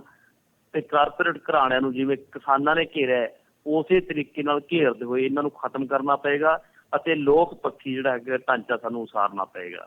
ਜੀ। ਔਰ ਜਿਹੀ ਗੱਲ ਸਟ੍ਰਾਈਕ ਦੀ, ਸਟ੍ਰਾਈਕ ਅਸੀਂ 25 ਤਰੀਕ ਨੂੰ ਕਰਨ ਜਾ ਰਹੇ ਹਾਂ, ਪੂਰੇ ਪੰਜਾਬ ਦੇ ਵਿੱਚ ਕਰਾਂਗੇ। ਇਸ ਸਟ੍ਰਾਈਕ ਦੇ ਦੌਰਾਨ ਅਸੀਂ ਸਰਕਾਰ ਨੂੰ ਬਿਲਕੁਲ ਕਲੀਅਰ ਕਰਤਾ ਕਿ ਅਸੀਂ ਹਰ ਤਰ੍ਹਾਂ ਦੀਆਂ ਸੇਵਾਵਾਂ ਬੰਦ ਕਰਾਂਗੇ, ਚਾਹੇ ਉਹ ਐਮਰਜੈਂਸੀ ਸੇਵਾਵਾਂ ਹੋਣ, ਐਮਰਜੈਂਸੀ ਦੇ ਵਿੱਚ ਚਾਹੇ ਉਹ ਲੜਾਈ ਝਗੜੇ ਦੇ ਕੇਸ ਹੋਣ, ਚਾਹੇ ਪੋਸਟਮਾਰਟਮ ਹੋਣ, ਸਾਡਾ ਕੋਈ ਡਾਕਟਰ ਨਹੀਂ ਕਰੇਗਾ ਜੀ। ਔਰ ਸਾਡੇ ਉਹ ਡਾਕਟਰ ਜਿਹੜੇ ਕੋਵਿਡ ਡਿਊਟੀਆਂ ਕਰ ਰਹੇ ਨੇ, ਜਿਨ੍ਹਾਂ ਨੂੰ ਇਹਨਾਂ ਨੇ ਅਖੌਤੀ ਕਰੋਨਾ ਯੋਧਾ ਤਾਂ ਕਹਿਤਾ, ਪਰ ਕਰੋਨਾ ਵਾਰੀਅਰ ਦਾ ਮਾਣ ਸਨਮਾਨ ਦੇਣ ਦੀ ਬਜਾਏ ਉਹਨਾਂ ਨਾਲ ਧੋਖਾ ਕੀਤਾ, ਉਹ ਲੋਕ ਇਹਨਾਂ ਵਾਸਤੇ ਕੋਵਿਡ ਡਿਊਟੀਆਂ ਨਹੀਂ ਕਰਨਗੇ। ਔਰ ਪੂਰੀ ਤਰ੍ਹਾਂ ਸਾਡੀਆਂ OPD ਸੇਵਾਵਾਂ ਕੱਲੀਆਂ ਐਲੋਪੈਥੀ ਦੀਆਂ ਨਹੀਂ, ਆਯੁਰਵੈਦਿਕ ਦੀਆਂ, ਹੋਮਿਓਪੈਥੀ ਦੀਆਂ, ਪਲੱਸ ਵੈਟਰਨਰੀ ਡਾਕਟਰ ਜਿਹੜੀਆਂ ਹੈਗੀਆਂ ਆਪਦੀਆਂ ਸੇਵਾਵਾਂ ਪੂਰੀ ਤਰ੍ਹਾਂ ਠੱਪ ਕਰਕੇ ਰੱਖ ਦੇਣਗੇ। ਜੀ ਬਿਲਕੁਲ ਜੀ। ਤੁਸੀਂ ਇੱਥੇ ਜਿਵੇਂ ਦੱਸਿਆ ਇੱਕ ਵੈਟਰਨਰੀ ਦਾ ਵੀ ਕਿ ਮਤਲਬ ਕਿ ਸਮਾਜ ਦੇ ਵਿੱਚ ਕੋਈ ਵੀ ਬਿਮਾਰ ਹੁੰਦਾ ਹੈ ਤੇ ਉਹਨਾਂ ਦੀ ਜਿਹੜੀ ਹੈ ਦੇਖਭਾਲ ਦੇ ਲਈ ਇੱਕ ਬਹੁਤ ਵੱਡਾ ਚੈਲੰਜ ਹੋ ਜਾਏਗਾ 25 ਤਰੀਕ ਨੂੰ। ਸੋ 25 ਤਰੀਕ ਦੀ ਤੁਹਾਡੇ ਵੱਲੋਂ ਹੜਤਾਲ ਜਿਹੜੀ ਤੈਅ ਕਰ ਦਿੱਤੀ ਗਈ ਹੈ। ਇਸ ਤੋਂ ਇਲਾਵਾ ਕੋਈ ਅੱਗੇ ਦਾ ਪਲਾਨ ਵੀ ਕੋਈ ਤਿਆਰ ਹੈ ਕਿ ਉਹ 25 ਤਰੀਕ ਦੀ ਸਿਰਫ ਇੱਕ ਦਿਨਾਂ ਹੜਤਾਲ ਹੀ ਹੋਏਗੀ? ਸੂਬਾ ਕਮੇਟੀ ਅਗਲੇ ਪ੍ਰੋਗਰਾਮ ਬਾਰੇ, ਅਗਲੀ ਰਣਨੀਤੀ ਬਾਰੇ ਲਗਾਤਾਰ ਕੰਮ ਕਰ ਰਹੀ ਹੈ। ਜਿਵੇਂ ਕੋਈ ਅਗਲਾ ਸਾਨੂੰ ਆਦੇਸ਼ ਆਊਗਾ, ਅਸੀਂ ਉਹਦੇ ਮੁਤਾਬਕ ਅਗਲੀ ਰੂਪ ਰੇਖਾ ਅੰਦੋਲਨ ਦੀ ਲੋਕ ਤੁਹਾਡੇ ਸਾਹਮਣੇ ਲੈ ਕੇ ਆਵਾਂਗੇ। ਪਰ ਇਹ ਸੰਘਰਸ਼ ਹੁਣ ਥੰਮਣ ਵਾਲਾ ਨਹੀਂ। ਅਸੀਂ ਇਹ ਸੰਘਰਸ਼ ਨੂੰ ਸਾਡੀ ਅੰਤਮ ਜਿੱਤ ਤੱਕ ਲੜਾਂਗੇ। ਇਹ ਸਾਡਾ ਤਹੀਆ ਕੀਤਾ ਹੋਇਆ ਹੈ। ਜੀ ਬਿਲਕੁਲ ਜੀ। ਸੋ ਕਿਉਂਕਿ ਹੱਕੀ ਮੰਗਾਂ ਨੇ ਤੁਹਾਡੀਆਂ ਵੀ, ਤੇ ਕਿਉਂਕਿ ਮੰਗਾਂ ਦੇ ਲਈ ਸਾਨੂੰ ਸੰਘਰਸ਼ ਕਰਨੇ ਹੀ ਪੈਂਦੇ ਨੇ। ਸੋ ਇੱਥੇ ਮੈਂ ਇਹ ਵੀ ਜਾਣਨਾ ਚਾਹੂੰਗਾ ਕਿ ਜਿਵੇਂ ਤੁਸੀਂ ਦੱਸਿਆ ਕਿ ਕੋਵਿਡ ਨੂੰ ਲੈ ਕੇ ਵੀ ਤੁਹਾਡੇ ਵੱਲੋਂ ਸੇਵਾਵਾਂ ਬੰਦ ਕੀਤੀਆਂ ਜਾਣਗੀਆਂ, ਇਸ ਦੌਰਾਨ ਸਰਕਾਰ ਵੱਲੋਂ ਕੀ ਕੋਈ ਹਰਕਤ ਹੋਈ ਹੈ ਹਜੇ ਤੱਕ ਕਿ ਕਰੋਨਾ ਦੇ ਵਿੱਚ ਕੁਝ? ਸਰਕਾਰ ਵੱਲੋਂ ਤਾਂ ਇਹ ਸੀਗਾ ਕਿ ਜਿਸ ਦਿਨ ਮੁੱਖ ਸਾਡੇ ਸਿਹਤ ਮੰਤਰੀ ਜੀ ਨੂੰ ਮੈਮੋਰੰਡਮ ਦਿੱਤਾ ਗਿਆ, ਸਿਹਤ ਮੰਤਰੀ ਜੀ ਨੇ ਕਿਹਾ ਸੀ ਕਿ ਅਸੀਂ ਜਿਹੜਾ ਹੈਗਾ ਗੱਲ ਕਰਾਂਗੇ, ਅਸੀਂ ਤੁਹਾਡੀ ਜਿਹੜੀ ਹੈਗੀ ਜੋ ਵੀ ਤਕਲੀਫ ਹੈ ਉਹ ਮੁੱਖ ਮੰਤਰੀ ਕੋਲ ਰੱਖਾਂਗੇ ਤੇ ਖਜ਼ਾਨਾ ਮੰਤਰੀ ਕੋਲ ਰੱਖਾਂਗੇ, ਪਰ ਸਾਨੂੰ ਇਹਨਾਂ ਤੋਂ ਕੋਈ ਬਹੁਤੀ ਆਸ ਨਹੀਂ ਹੈਗੀ। ਜੀ ਖਜ਼ਾਨਾ ਮੰਤਰੀ ਤੋਂ ਸਾਨੂੰ 1% ਵੀ ਆਸ ਨਹੀਂ, ਕਿਉਂਕਿ ਉਹ ਵਿਅਕਤੀ ਜਿਸ ਤਰ੍ਹਾਂ ਦੀਆਂ ਕੈਲਕੂਲੇਸ਼ਨਾਂ ਕਰ ਰਿਹਾ ਹੈਗਾ, ਉਸ ਕੈਲਕੂਲੇਸ਼ਨਾਂ ਦੇ ਮੁਤਾਬਕ ਉਹ ਸਾਡੇ ਪ੍ਰਤੀ ਕੋਈ ਹਾਂ ਦਾ ਨਾਰਾ ਨਹੀਂ ਮਾਰੂਗਾ। ਜੀ ਬਿਲਕੁਲ ਜੀ। ਸੋ ਇਸ ਦੇ ਨਾਲ ਹੀ ਜੇ ਮੈਂ ਪਿਛਲੀ ਸਰਕਾਰਾਂ ਦੀ ਗੱਲ ਕਰਾਂ ਤਾਂ ਜੇ ਆਪਾਂ ਤੁਲਨਾਤਮਕ ਅਧਿਐਨ ਕਰੀਏ ਤਾਂ ਇਸ ਸਰਕਾਰ ਤੇ ਪਿਛਲੀ ਸਰਕਾਰ ਦੀ ਕਾਰਗੁਜ਼ਾਰੀ ਦੇ ਵਿੱਚ ਖਾਸ ਕਰਕੇ ਮੁਲਾਜ਼ਮ ਵਰਗ ਤੇ ਮੈਡੀਕਲ ਜਿਹੜੇ ਖੇਤਰ ਹਨ ਉਸ ਦੇ ਵਿੱਚ ਸੇਵਾਵਾਂ ਦੇਣ ਵਾਲੇ ਜਿਹੜੇ ਯੋਧੇ ਹਨ ਜੋ ਕਿ ਬਹੁਤ ਆਪਣੀ ਦਿਨ ਰਾਤ ਲੱਗੇ ਰਹਿੰਦੇ ਹਨ, ਸੋ ਉਸ ਵਰਗ ਦੇ ਲਈ ਪਿਛਲੀ ਸਰਕਾਰ ਨੇ ਕੀ ਕੁਛ ਕੀਤਾ ਸੀਗਾ ਜੀ? ਸਰ, ਸਰਮਾਏਦਾਰਾ ਦੌਰ ਦੇ ਵਿੱਚ ਸਰਕਾਰਾਂ ਤਾਂ ਭਾਵੇਂ ਇੱਕੋ ਜਿਹੀਆਂ ਹੀ ਹੁੰਦੀਆਂ ਨੇ, ਚਾਹੇ ਉਹ ਕਾਂਗਰਸੀ ਹੋਣ ਚਾਹੇ ਅਕਾਲੀ ਹੋਣ, ਪਰ ਮੈਨੂੰ ਬੜੇ ਦੁੱਖ ਨਾਲ ਕਹਿਣਾ ਪੈ ਰਿਹਾ ਕਿ ਸਾਡੀ ਜਿਹੜੀ ਮੌਜੂਦਾ ਸਰਕਾਰ ਹੈ ਉਹ ਪਹਿਲੀ ਅਕਾਲੀ ਸਰਕਾਰ ਨਾਲੋਂ ਬਹੁਤ ਹੀ ਨਿਕੰਮੀ, ਮੁਲਾਜ਼ਮ ਮਾਰੂ ਤੇ ਲੋਕਾਂ ਦਾ ਗਲਾ ਘੁੱਟਣ ਵਾਲੀ ਸਾਬਤ ਹੋਈ ਹੈ। ਇਹਨਾਂ ਤੋਂ ਤਾਂ ਆਪਦੇ ਢਾਂਚਾ ਨਹੀਂ ਲੋੜ ਆ ਰਿਹਾ, ਆਪਦੇ ਫਰਜ਼ੰਦਾਂ ਨੂੰ ਇਹ ਵਿਚਾਲੜਾ ਰਾਹ ਕੱਢ ਕੇ ਨੌਕਰੀ ਦੇ ਦਿੰਦੇ ਨੇ। ਇੱਕ ਕਰੋੜਾਪਤੀ ਬੰਦੇ ਨੂੰ ਜਿਹੜਾ ਹੈਗਾ ਉਹਦੇ ਮੁੰਡੇ ਨੂੰ ਪੁਲਿਸ ਇੰਸਪੈਕਟਰ ਬਣਾ ਦਿੰਦੇ ਨੇ, ਕਰੋੜਾਪਤੀ ਬੰਦੇ ਦਾ ਮੁੰਡਾ ਨਾਇਬ ਤਹਿਸੀਲਦਾਰ ਲਵਾ ਦਿੰਦੇ ਨੇਗੇ। ਇਹਨਾਂ ਦਾ ਆਪਦਾ ਕਾਟੋ ਕੁਲੇਸ ਰੋਜ਼ ਅਖਬਾਰਾਂ 'ਚ ਤੁਸੀਂ ਪੜ੍ਹੀ ਜਾਂਦੇ ਹੋ ਕਿਵੇਂ ਇੱਕ ਦੂਜੇ ਦੇ ਉੱਤੇ ਲੀੜੇ ਪਾੜ ਰਹੇ ਨੇ ਇੱਕ ਦੂਜੇ ਦੇ। ਜੋ ਨਵਜੋਤ ਸਿੱਧੂ ਇਹਨਾਂ ਬਾਰੇ ਕਹਿੰਦਾ ਹੈ ਉਹ ਵੀ ਤੁਸੀਂ ਸਾਰਾ ਕੁਝ ਜਾਣਦੇ ਹੋ। ਜੋ ਕੁਝ ਵਾਪਰਿਆ ਸਾਡੇ ਸਭ ਦੇ ਸਾਹਮਣੇ ਹੈ ਔਰ 101% ਇਹ ਲੋਕ ਹਾਰਨਗੇ। ਇਹਨਾਂ ਨੂੰ ਸਾਡੀ ਦਰਸੀਸ ਲੱਗੂਗੀ। ਮੈਂ ਦਰਸੀਸ ਸਭ ਵਰਤਣਾ ਨਹੀਂ ਚਾਹੁੰਦਾ ਸੀ, ਪਰ ਅਸੀਂ ਇੰਨੇ ਦੁਖੀ ਹਾਂ ਇਹਨਾਂ ਤੋਂ ਕਿ ਅਸੀਂ ਪ੍ਰਮਾਤਮਾ ਅੱਗੇ ਅਰਦਾਸ ਕਰਦੇ ਹਾਂ, ਹੇ ਪ੍ਰਮਾਤਮਾ ਇਹਨਾਂ ਦਾ ਸੱਤਿਆਨਾਸ਼ ਹੋ ਜਾਏ, ਇਹਨਾਂ ਦੀ ਮਿੱਟੀ ਪਲੀਤ ਹੋ ਜਾਏ, ਇਹਨਾਂ ਦੀ ਇਹ ਮੁੜ ਕੇ ਸੱਤਾ ਦੇ ਉੱਤੇ ਆਉਣ ਕਦੇ ਵੀ। ਜੀ ਬਿਲਕੁਲ ਜੀ, ਕਿਉਂਕਿ ਜਦੋਂ ਤੁਹਾਡੇ ਹੱਕਾਂ ਦੇ ਉੱਤੇ ਡਾਕਾ ਪਵੇ ਤਾਂ ਇੱਦਾਂ ਦੇ ਸ਼ਬਦ ਜ਼ੁਬਾਨ ਦੇ ਉੱਤੇ ਆ ਹੀ ਜਾਂਦੇ ਨੇ। ਸੋ ਇਸ ਦੌਰਾਨ ਤੁਸੀਂ ਪ੍ਰੋਗਰਾਮ ਦੇ ਵਿੱਚ ਤਾਂ ਜੁੜੇ ਹੀ ਤੇ ਸਾਰੀਆਂ ਗੱਲਬਾਤਾਂ ਦੱਸੀਆਂ ਹੀ ਹੈ। ਸੋ ਜਾਂਦੇ ਇੱਕ ਓਵਰਆਲ ਜੇ ਆਪਾਂ ਨਿਚੋੜ ਕੱਢਣਾ ਹੋਵੇ ਤੇ ਤੁਹਾਨੂੰ ਕੀ ਆਸ ਹੈ ਕਿ ਸਰਕਾਰ ਵੱਲੋਂ ਵੀ ਕੋਈ ਹਲਚਲ ਹੋਵੇਗੀ ਜੀ? ਸਰ, ਸਾਨੂੰ ਆਪਦੇ ਸੰਘਰਸ਼ ਉੱਤੇ ਮਾਣ ਹੈ, ਸਾਨੂੰ ਲੋਕਾਂ ਦੇ ਏਕੇ ਉੱਤੇ ਮਾਣ ਹੈ। ਸਾਨੂੰ ਪਤਾ ਹੈ ਕਿ ਜੇ ਲੋਕ ਇੱਕ ਹੋ ਜਾਣ, ਜੇ ਲੋਕ ਸੰਘਰਸ਼ ਦੇ ਲੜਨ ਵਾਸਤੇ ਤਹਈਆ ਕਰ ਲੈਣ ਤਾਂ ਲੋਕ ਆਪਦੀਆਂ ਹੱਕੀ ਮੰਗਾਂ ਲੈ ਕੇ ਉੱਠਦੇ ਹੁੰਦੇ ਨੇ। ਅੱਜ ਨਾ ਸਹੀ ਭਲਕੇ ਅਸੀਂ ਜਿੱਤ ਜ਼ਰੂਰ ਹਾਸਲ ਕਰਾਂਗੇ। ਜੀ ਤੇ ਤੁਹਾਡੇ ਵੱਲੋਂ ਜਿਹੜੀ ਜਥੇਬੰਦੀ ਆ ਉਸ ਦਾ ਕੋਈ ਨਾਮ ਵੀ ਰੱਖਿਆ ਗਿਆ ਹੈ ਕਿ? ਸਰ, ਸਾਡੇ ਜਥੇ ਇਸ ਟਾਈਮ ਅਸੀਂ ਜਿਹੜੀ ਜੁਆਇੰਟ ਕੋਆਰਡੀਨੇਸ਼ਨ ਕਮੇਟੀ ਬਣਾਈ ਹੈ, ਪਰ ਸਾਡੇ ਜਥੇਬੰਦੀ ਦਾ ਨਾਮ ਹੈ ਜਿਹੜਾ ਉਹ Punjab civil medical service association ਹੈ। ਜੀ ਇਹ ਤੇ ਹਾਲੀਆ ਹੁਣੇ ਜਿਹੜੀ ਹੋਂਦ ਵਿੱਚ ਆਈ ਹੈ ਕਿ ਪਹਿਲਾਂ ਤੋਂ? ਜੀ, ਬਹੁਤ ਲੰਬਾ ਸੰਘਰਸ਼ ਹੈ, ਬਹੁਤ ਲੰਬਾ ਇਤਿਹਾਸ ਹੈ ਪੰਜਾਬ PCMS ਦਾ। ਜੀ ਡਾਕਟਰ ਧਰਮਵੀਰ ਗਾਂਧੀ, ਡਾਕਟਰ ਪਿਆਰੇ ਲਾਲ ਗਰਗ, ਇਹ ਸਾਰੇ ਇਸੇ ਜਥੇਬੰਦੀ ਦੀ ਪੈਦਾਇਸ਼ ਨੇ। ਜੀ ਵੱਡੇ ਨਾਮ ਹੈ ਜਿਹੜੇ ਤੁਸੀਂ ਲੈ ਰਹੇ ਹੋ ਜੀ। ਬਿਲਕੁਲ ਜੀ, ਡਾਕਟਰ ਧਰਮਵੀਰ ਗਾਂਧੀ ਇਹਦੇ ਮੋਹਰੀ ਆਗੂ ਰਹੇ ਨੇ PCMS ਦੇ। ਅੱਛਾ ਜੀ। ਡਾਕਟਰ ਪਿਆਰੇ ਲਾਲ ਗਰਗ ਮੋਹਰੀ ਆਗੂ ਰਹੇ ਨੇ, ਡਾਕਟਰ ਸ਼ਿਆਮ ਸੁੰਦਰ ਦੀਪਤੀ ਮੋਹਰੀ ਆਗੂ ਰਹੇ ਨੇ ਜੀ। ਬਿਲਕੁਲ ਜੀ। ਡਾਕਟਰ ਮਨਜੀਤ ਸਿੰਘ ਰੰਧਾਵਾ ਸਾਡੇ ਹੁਣੇ ਮਗਰ ਜੀ ਡਾਇਰੈਕਟਰ ਮਤਲਬ ਕਿ ਜਿਹੜੇ ਰਿਟਾਇਰ ਹੋਏ ਨੇ, ਡਾਕਟਰ ਮਨਜੀਤ ਸਿੰਘ, ਉਹਨਾਂ ਸਾਰਿਆਂ ਨੇ PCMS ਦੇ ਸਮੇਂ ਤੇ ਆਪਦੇ ਟਨਿਓਰ ਦੌਰਾਨ ਪੂਰਾ ਗੱਲ ਧੱਜ ਕੇ ਅੱਗੇ ਹੋ ਕੇ ਕੰਮ ਕੀਤਾ ਗਿਆ। ਜੀ ਬਿਲਕੁਲ ਜੀ। ਸੋ ਇਸ ਦੌਰਾਨ ਜਦੋਂ ਤੁਸੀਂ ਜਥੇਬੰਦੀ ਸਾਰੀ ਬਣਾ ਲਈ ਗਈ ਹੈ ਤਾਂ ਇਸ ਦੌਰਾਨ ਜੂਨੀਅਰ ਵਰਗ ਨੂੰ ਵੀ ਆਪਣੇ ਨਾਲ ਜਿਹੜਾ ਹੈ ਤੁਸੀਂ ਦੱਸਿਆ ਕਿ ਐਜੂਕੇਟ ਤਾਂ ਕਰ ਹੀ ਰਹੇ ਹੋ, ਸੋ ਇਸ ਤੋਂ ਇਲਾਵਾ ਜ਼ਿੰਮੇਵਾਰੀਆਂ ਵੀ ਸੌਂਪੀਆਂ ਜਾ ਰਹੀਆਂ ਨੇ ਤਾਂ ਕਿ ਉਹਨਾਂ ਦੀ ਵੀ ਜਿਹੜੀ ਹੈ ਸ਼ਮੂਲੀਅਤ ਪੂਰੀ ਬਣੇ। ਬਿਲਕੁਲ, ਸਾਡੇ ਸਟੂਡੈਂਟ ਤੱਕ ਸਾਡੇ ਨਾਲ ਨੇ। ਅੱਛਾ ਜੀ। ਸਾਡੇ ਮੈਡੀਕਲ ਕਾਲਜਾਂ 'ਚ ਪੜ੍ਹ ਰਹੇ ਸਟੂਡੈਂਟ ਸਾਡੇ ਨਾਲ ਨੇ। ਸਾਡੇ ਮੈਡੀਕਲ ਕਾਲਜਾਂ 'ਚ ਪੜ੍ਹਾਉਣ ਵਾਲੇ ਸਾਡੇ ਡਾਕਟਰ ਭਰਾ ਜਿਹੜੇ ਟੀਚਰ ਨੇ ਉਹ ਸਾਡੇ ਨਾਲ ਨੇ। ਪੂਰਾ ਡੈਂਟਲ ਐਸੋਸੀਏਸ਼ਨ ਨੇ ਮੈਡੀਕਲ ਕਾਲਜਾਂ ਦੇ ਸਟ੍ਰਾਈਕ ਕੀਤੀ ਹੈ, ਉੱਥੇ ਡੈਮੋਨਸਟ੍ਰੇਸ਼ਨ ਕੀਤੇ ਨੇ, ਠੀਕ ਹੈ ਨਾ। ਉੱਥੋਂ ਦੇ ਸਟੂਡੈਂਟ ਨੇ ਡੈਮੋਨਸਟ੍ਰੇਸ਼ਨ ਕੀਤੇ ਨੇਗੇ ਜੀ। ਸਾਡੇ ਨਾਲ ਸਾਡਾ ਪੈਰਾਮੈਡੀਕਲ ਸਟਾਫ ਸਾਡੇ ਨਾਲ ਖੜਾ ਹੈ, ਸਾਡੀਆਂ ਨਰਸਿਸ ਸਾਡੇ ਨਾਲ ਖੜੀਆਂ ਹੈ, ਸਾਡਾ ਕਲਾਸਪੁਰ ਤਬਕਾ ਸਾਡੇ ਨਾਲ ਖੜਾ ਹੈਗਾ। ਜੀ ਸੋ ਡਾਕਟਰ ਗੁਰਮੇਲ ਜੀ, ਤੁਸੀਂ ਰੇਡੀਓ ਪੰਜਾਬ ਟੂਡੇ ਦੇ ਪ੍ਰੋਗਰਾਮ ਸ਼ਮਾਦਾਨ ਦੇ ਵਿੱਚ ਜੁੜੇ ਤੇ ਮੁਲਾਜ਼ਮ ਵਰਗ ਤੇ ਖਾਸ ਕਰਕੇ ਜਿਹੜਾ ਹੈ ਸਿਹਤ ਸੁਵਿਧਾਵਾਂ ਦੇ ਖੇਤਰ ਦੇ ਵਿੱਚ ਮੋਹਰੀ ਭੂਮਿਕਾ ਅਦਾ ਕਰਨ ਵਾਲੇ ਡਾਕਟਰਸ ਦੇ ਬਾਰੇ, ਉਹਨਾਂ ਦੇ ਚੱਲ ਰਹੇ ਸੰਘਰਸ਼ ਬਾਰੇ ਗੱਲਬਾਤ ਕੀਤੀ ਹੈ। ਸੋ ਇਸ ਸਾਰੀ ਜਾਣਕਾਰੀ ਨੂੰ ਸਾਂਝਾ ਕਰਨ ਦੇ ਲਈ ਅਸੀਂ ਆਪ ਜੀ ਦੇ ਬਹੁਤ ਬਹੁਤ ਧੰਨਵਾਦੀ ਹਾਂ। ਧੰਨਵਾਦ ਸਰ। ਜੀ ਸਰ, ਬਹੁਤ ਬਹੁਤ ਸ਼ੁਕਰੀਆ ਜੀ। Thank you sir. ਜੀ ਸੋ ਇਹ ਸਨ ਡਾਕਟਰ ਗੁਰਮੇਲ ਸਿੰਘ ਜੀ, ਜੋ ਕਿ ਬਠਿੰਡਾ ਦੇ ਵਿੱਚ ਜੋ ਸਿਵਲ ਹਸਪਤਾਲ ਹੈ ਉੱਥੇ ਆਪਣੀਆਂ ਬਹੁਤ ਹੀ ਅਹਿਮ ਭੂਮਿਕਾਵਾਂ ਲਗਾਤਾਰ ਜਿਹੜੀਆਂ ਹਨ ਉਹ ਅਦਾ ਕਰ ਰਹੇ ਹਨ। ਪਿਛਲੇ ਕਈ ਸਾਲਾਂ ਤੋਂ ਇਹ ਐਮਰਜੈਂਸੀ ਵਿਭਾਗ ਦੇ ਵਿੱਚ ਜਿਹੜੀਆਂ ਆਪਣੀਆਂ ਸੇਵਾਵਾਂ ਇਹਨਾਂ ਨੇ ਜਾਰੀ ਰੱਖੀਆਂ ਹੋਈਆਂ ਨੇ ਅਤੇ ਇਸ ਦੌਰਾਨ ਇਹਨਾਂ ਵੱਲੋਂ ਬਹੁਤ ਸਾਰੀਆਂ ਜਿਹੜੀਆਂ ਹਨ ਜ਼ਰੂਰੀ ਸੇਵਾਵਾਂ ਤਾਂ ਦਿੱਤੀਆਂ ਜਾਂਦੀਆਂ ਹਨ ਅਤੇ ਖਾਸ ਕਰਕੇ ਮੁਲਾਜ਼ਮ ਵਰਗ ਹੋਵੇ, ਭਾਵੇਂ ਉਹ ਸਮਾਜ ਦੀਆਂ ਜਿਹੜੀਆਂ ਲੋੜਾਂ ਹਨ ਉਹਨਾਂ ਬਾਰੇ ਗੱਲਬਾਤ ਹੋਵੇ। ਸੋ ਇਹ ਹਮੇਸ਼ਾ ਮੋਹਰੀ ਭੂਮਿਕਾ ਅਦਾ ਕਰਦੇ ਹਨ, ਸਦਾ ਅੱਗੇ ਰਹਿੰਦੇ ਹਨ ਅਤੇ ਵੱਧ ਚੜ੍ਹ ਕੇ ਹਿੱਸਾ ਲੈਂਦੇ ਹਨ। ਸੋ ਪ੍ਰੋਗਰਾਮ ਸ਼ਮਾਦਾਨ ਦੇ ਵਿੱਚ ਇਹ ਆਏ ਅਤੇ ਇਹਨਾਂ ਨੇ ਜੁੜ ਕੇ ਸਾਡੇ ਨਾਲ ਸਾਰੀਆਂ ਜਿਹੜੀਆਂ ਨੇ ਜਾਣਕਾਰੀ ਸਾਂਝਾ ਕੀਤੀ, ਕਿਉਂਕਿ ਖਾਸ ਕਰਕੇ NPA ਦੀ ਜਿਹੜੀ ਮੰਗ ਹੈ, ਕਿਉਂਕਿ NPA ਹੈ ਜਿਹੜਾ ਉਹ ਘਟਾ ਦਿੱਤਾ ਗਿਆ। ਕਰੀਬ 5% ਦੀ ਕਟੌਤੀ ਜਿਹੜੀ ਡਾਕਟਰਾਂ ਦੇ NPA ਦੇ ਵਿੱਚ ਕੀਤੀ ਜਾ ਰਹੀ ਹੈ। ਇਸ NPA ਦੀ ਕੀਤੀ ਜਾ ਰਹੀ ਕਟੌਤੀ ਦੇ ਕਾਰਨ ਅਤੇ ਬਾਕੀ ਜਿਹੜਾ ਸਿਸਟਮ ਹੈ, ਤਨਖਾਹ ਦਾ ਜਿਹੜਾ ਪੈਟਰਨ ਹੈ, ਉਹਦੇ ਵਿੱਚ ਕੀਤੇ ਜਾ ਰਹੇ ਬਦਲਾਅ ਦੇ ਕਾਰਨ ਡਾਕਟਰਾਂ ਦੀ ਤਨਖਾਹ ਦੇ ਵਿੱਚ ਹੋਣ ਜਾ ਰਹੀ ਹੈ ਕਟੌਤੀ, ਅਤੇ 12 ਤੋਂ 13,000 ਰੁਪਇਆ ਵੀ ਜਿਹੜਾ ਹੈ ਉਹ ਇੱਕ ਡਾਕਟਰ ਦਾ ਕੱਟਿਆ ਜਾ ਰਿਹਾ ਹੈ। ਯਕੀਨਨ ਇਹ ਇੱਕ ਬਹੁਤ ਵੱਡੀ ਅਮਾਊਂਟ ਬਣ ਜਾਂਦੀ ਹੈ। ਜੇ ਅਸੀਂ ਆਮ ਪਰਿਵਾਰਾਂ ਦੀ ਗੱਲ ਕਰੀਏ ਤਾਂ ਇੱਥੇ ਬਹੁਤ ਸਾਰੇ ਪਰਿਵਾਰ ਇਹੋ ਜਿਹੇ ਨੇ ਜਿਹੜਾ ਕਹਿ ਲਓ ਕਿ 10,000 ਰੁਪਏ ਮਹੀਨੇ ਦਾ ਜਿਹੜਾ ਉਹਨਾਂ ਦੀ ਕਮਾਈ ਹੁੰਦੀ ਹੈ, ਉਸ ਦੇ ਵਿੱਚ ਉਹ ਪੂਰੇ ਘਰ ਦਾ ਖਰਚ ਚਲਾਉਂਦੇ ਨੇ।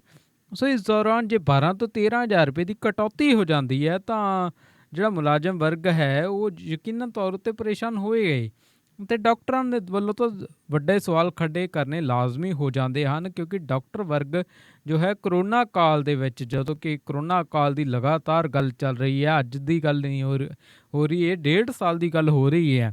ਸੋ ਇਸ 1.5 ਸਾਲ ਦੇ ਵਿੱਚ ਅਸੀਂ 2 ਵਾਰੀ ਕਰੋਨਾ ਦੀਆਂ ਲਹਿਰਾਂ ਦੇਖ ਲਈਆਂ ਨੇ, ਜਿਨ੍ਹਾਂ ਨੇ ਬਹੁਤ ਸਾਡਾ ਨੁਕਸਾਨ ਕਰ ਦਿੱਤਾ ਹੈ। ਬਹੁਤ ਸਾਰਾ ਉਹ ਭਾਵੇਂ ਆਰਥਿਕ ਨੁਕਸਾਨ ਹੋਏ, ਬਹੁਤ ਸਾਰੇ ਸਾਡੇ ਪਿਆਰੇ ਹਨ ਉਹ ਸਾਨੂੰ ਜਿਹੜਾ ਛੱਡ ਕੇ ਚਲੇ ਗਏ ਹਨ।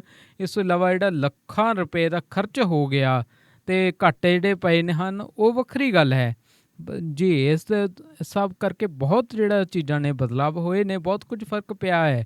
ਸੋ ਇਸ ਸਭ ਕਾਰਨ ਜੋ ਡਾਕਟਰਾਂ ਦੇ ਉੱਤੇ ਜੇਕਰ ਉਹਨਾਂ ਨੂੰ ਕਹੀਏ ਕਿ ਅਵਾਰਡ ਮਿਲਣ ਦੀ ਥਾਂ ਦੇ ਉੱਤੇ ਜੇ ਉਹਨਾਂ ਦੀਆਂ ਤਨਖਾਹਾਂ ਕੱਟੀਆਂ ਜਾਣਗੀਆਂ ਤਾਂ ਉਹਨਾਂ ਨੂੰ ਮਜਬੂਰਨ ਜਿਹੜਾ ਹੈ ਇਸੇ ਤਰ੍ਹਾਂ ਸੜਕਾਂ ਦੇ ਉੱਤੇ ਉਤਰਨਾ ਵੀ ਪਏਗਾ, ਪ੍ਰਦਰਸ਼ਨ ਕਰਨੇ ਹੀ ਪੈਣਗੇ, ਸਰਕਾਰਾਂ ਦੇ ਖਿਲਾਫ ਨਾਅਰੇਬਾਜ਼ੀਆਂ ਕਰਨੀਆਂ ਹੀ ਪੈਣਗੀਆਂ।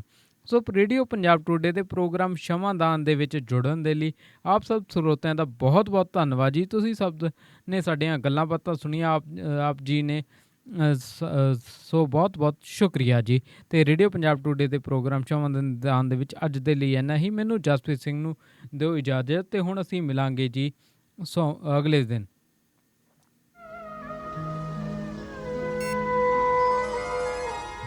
ਸ਼ਮਾਦਾਨ।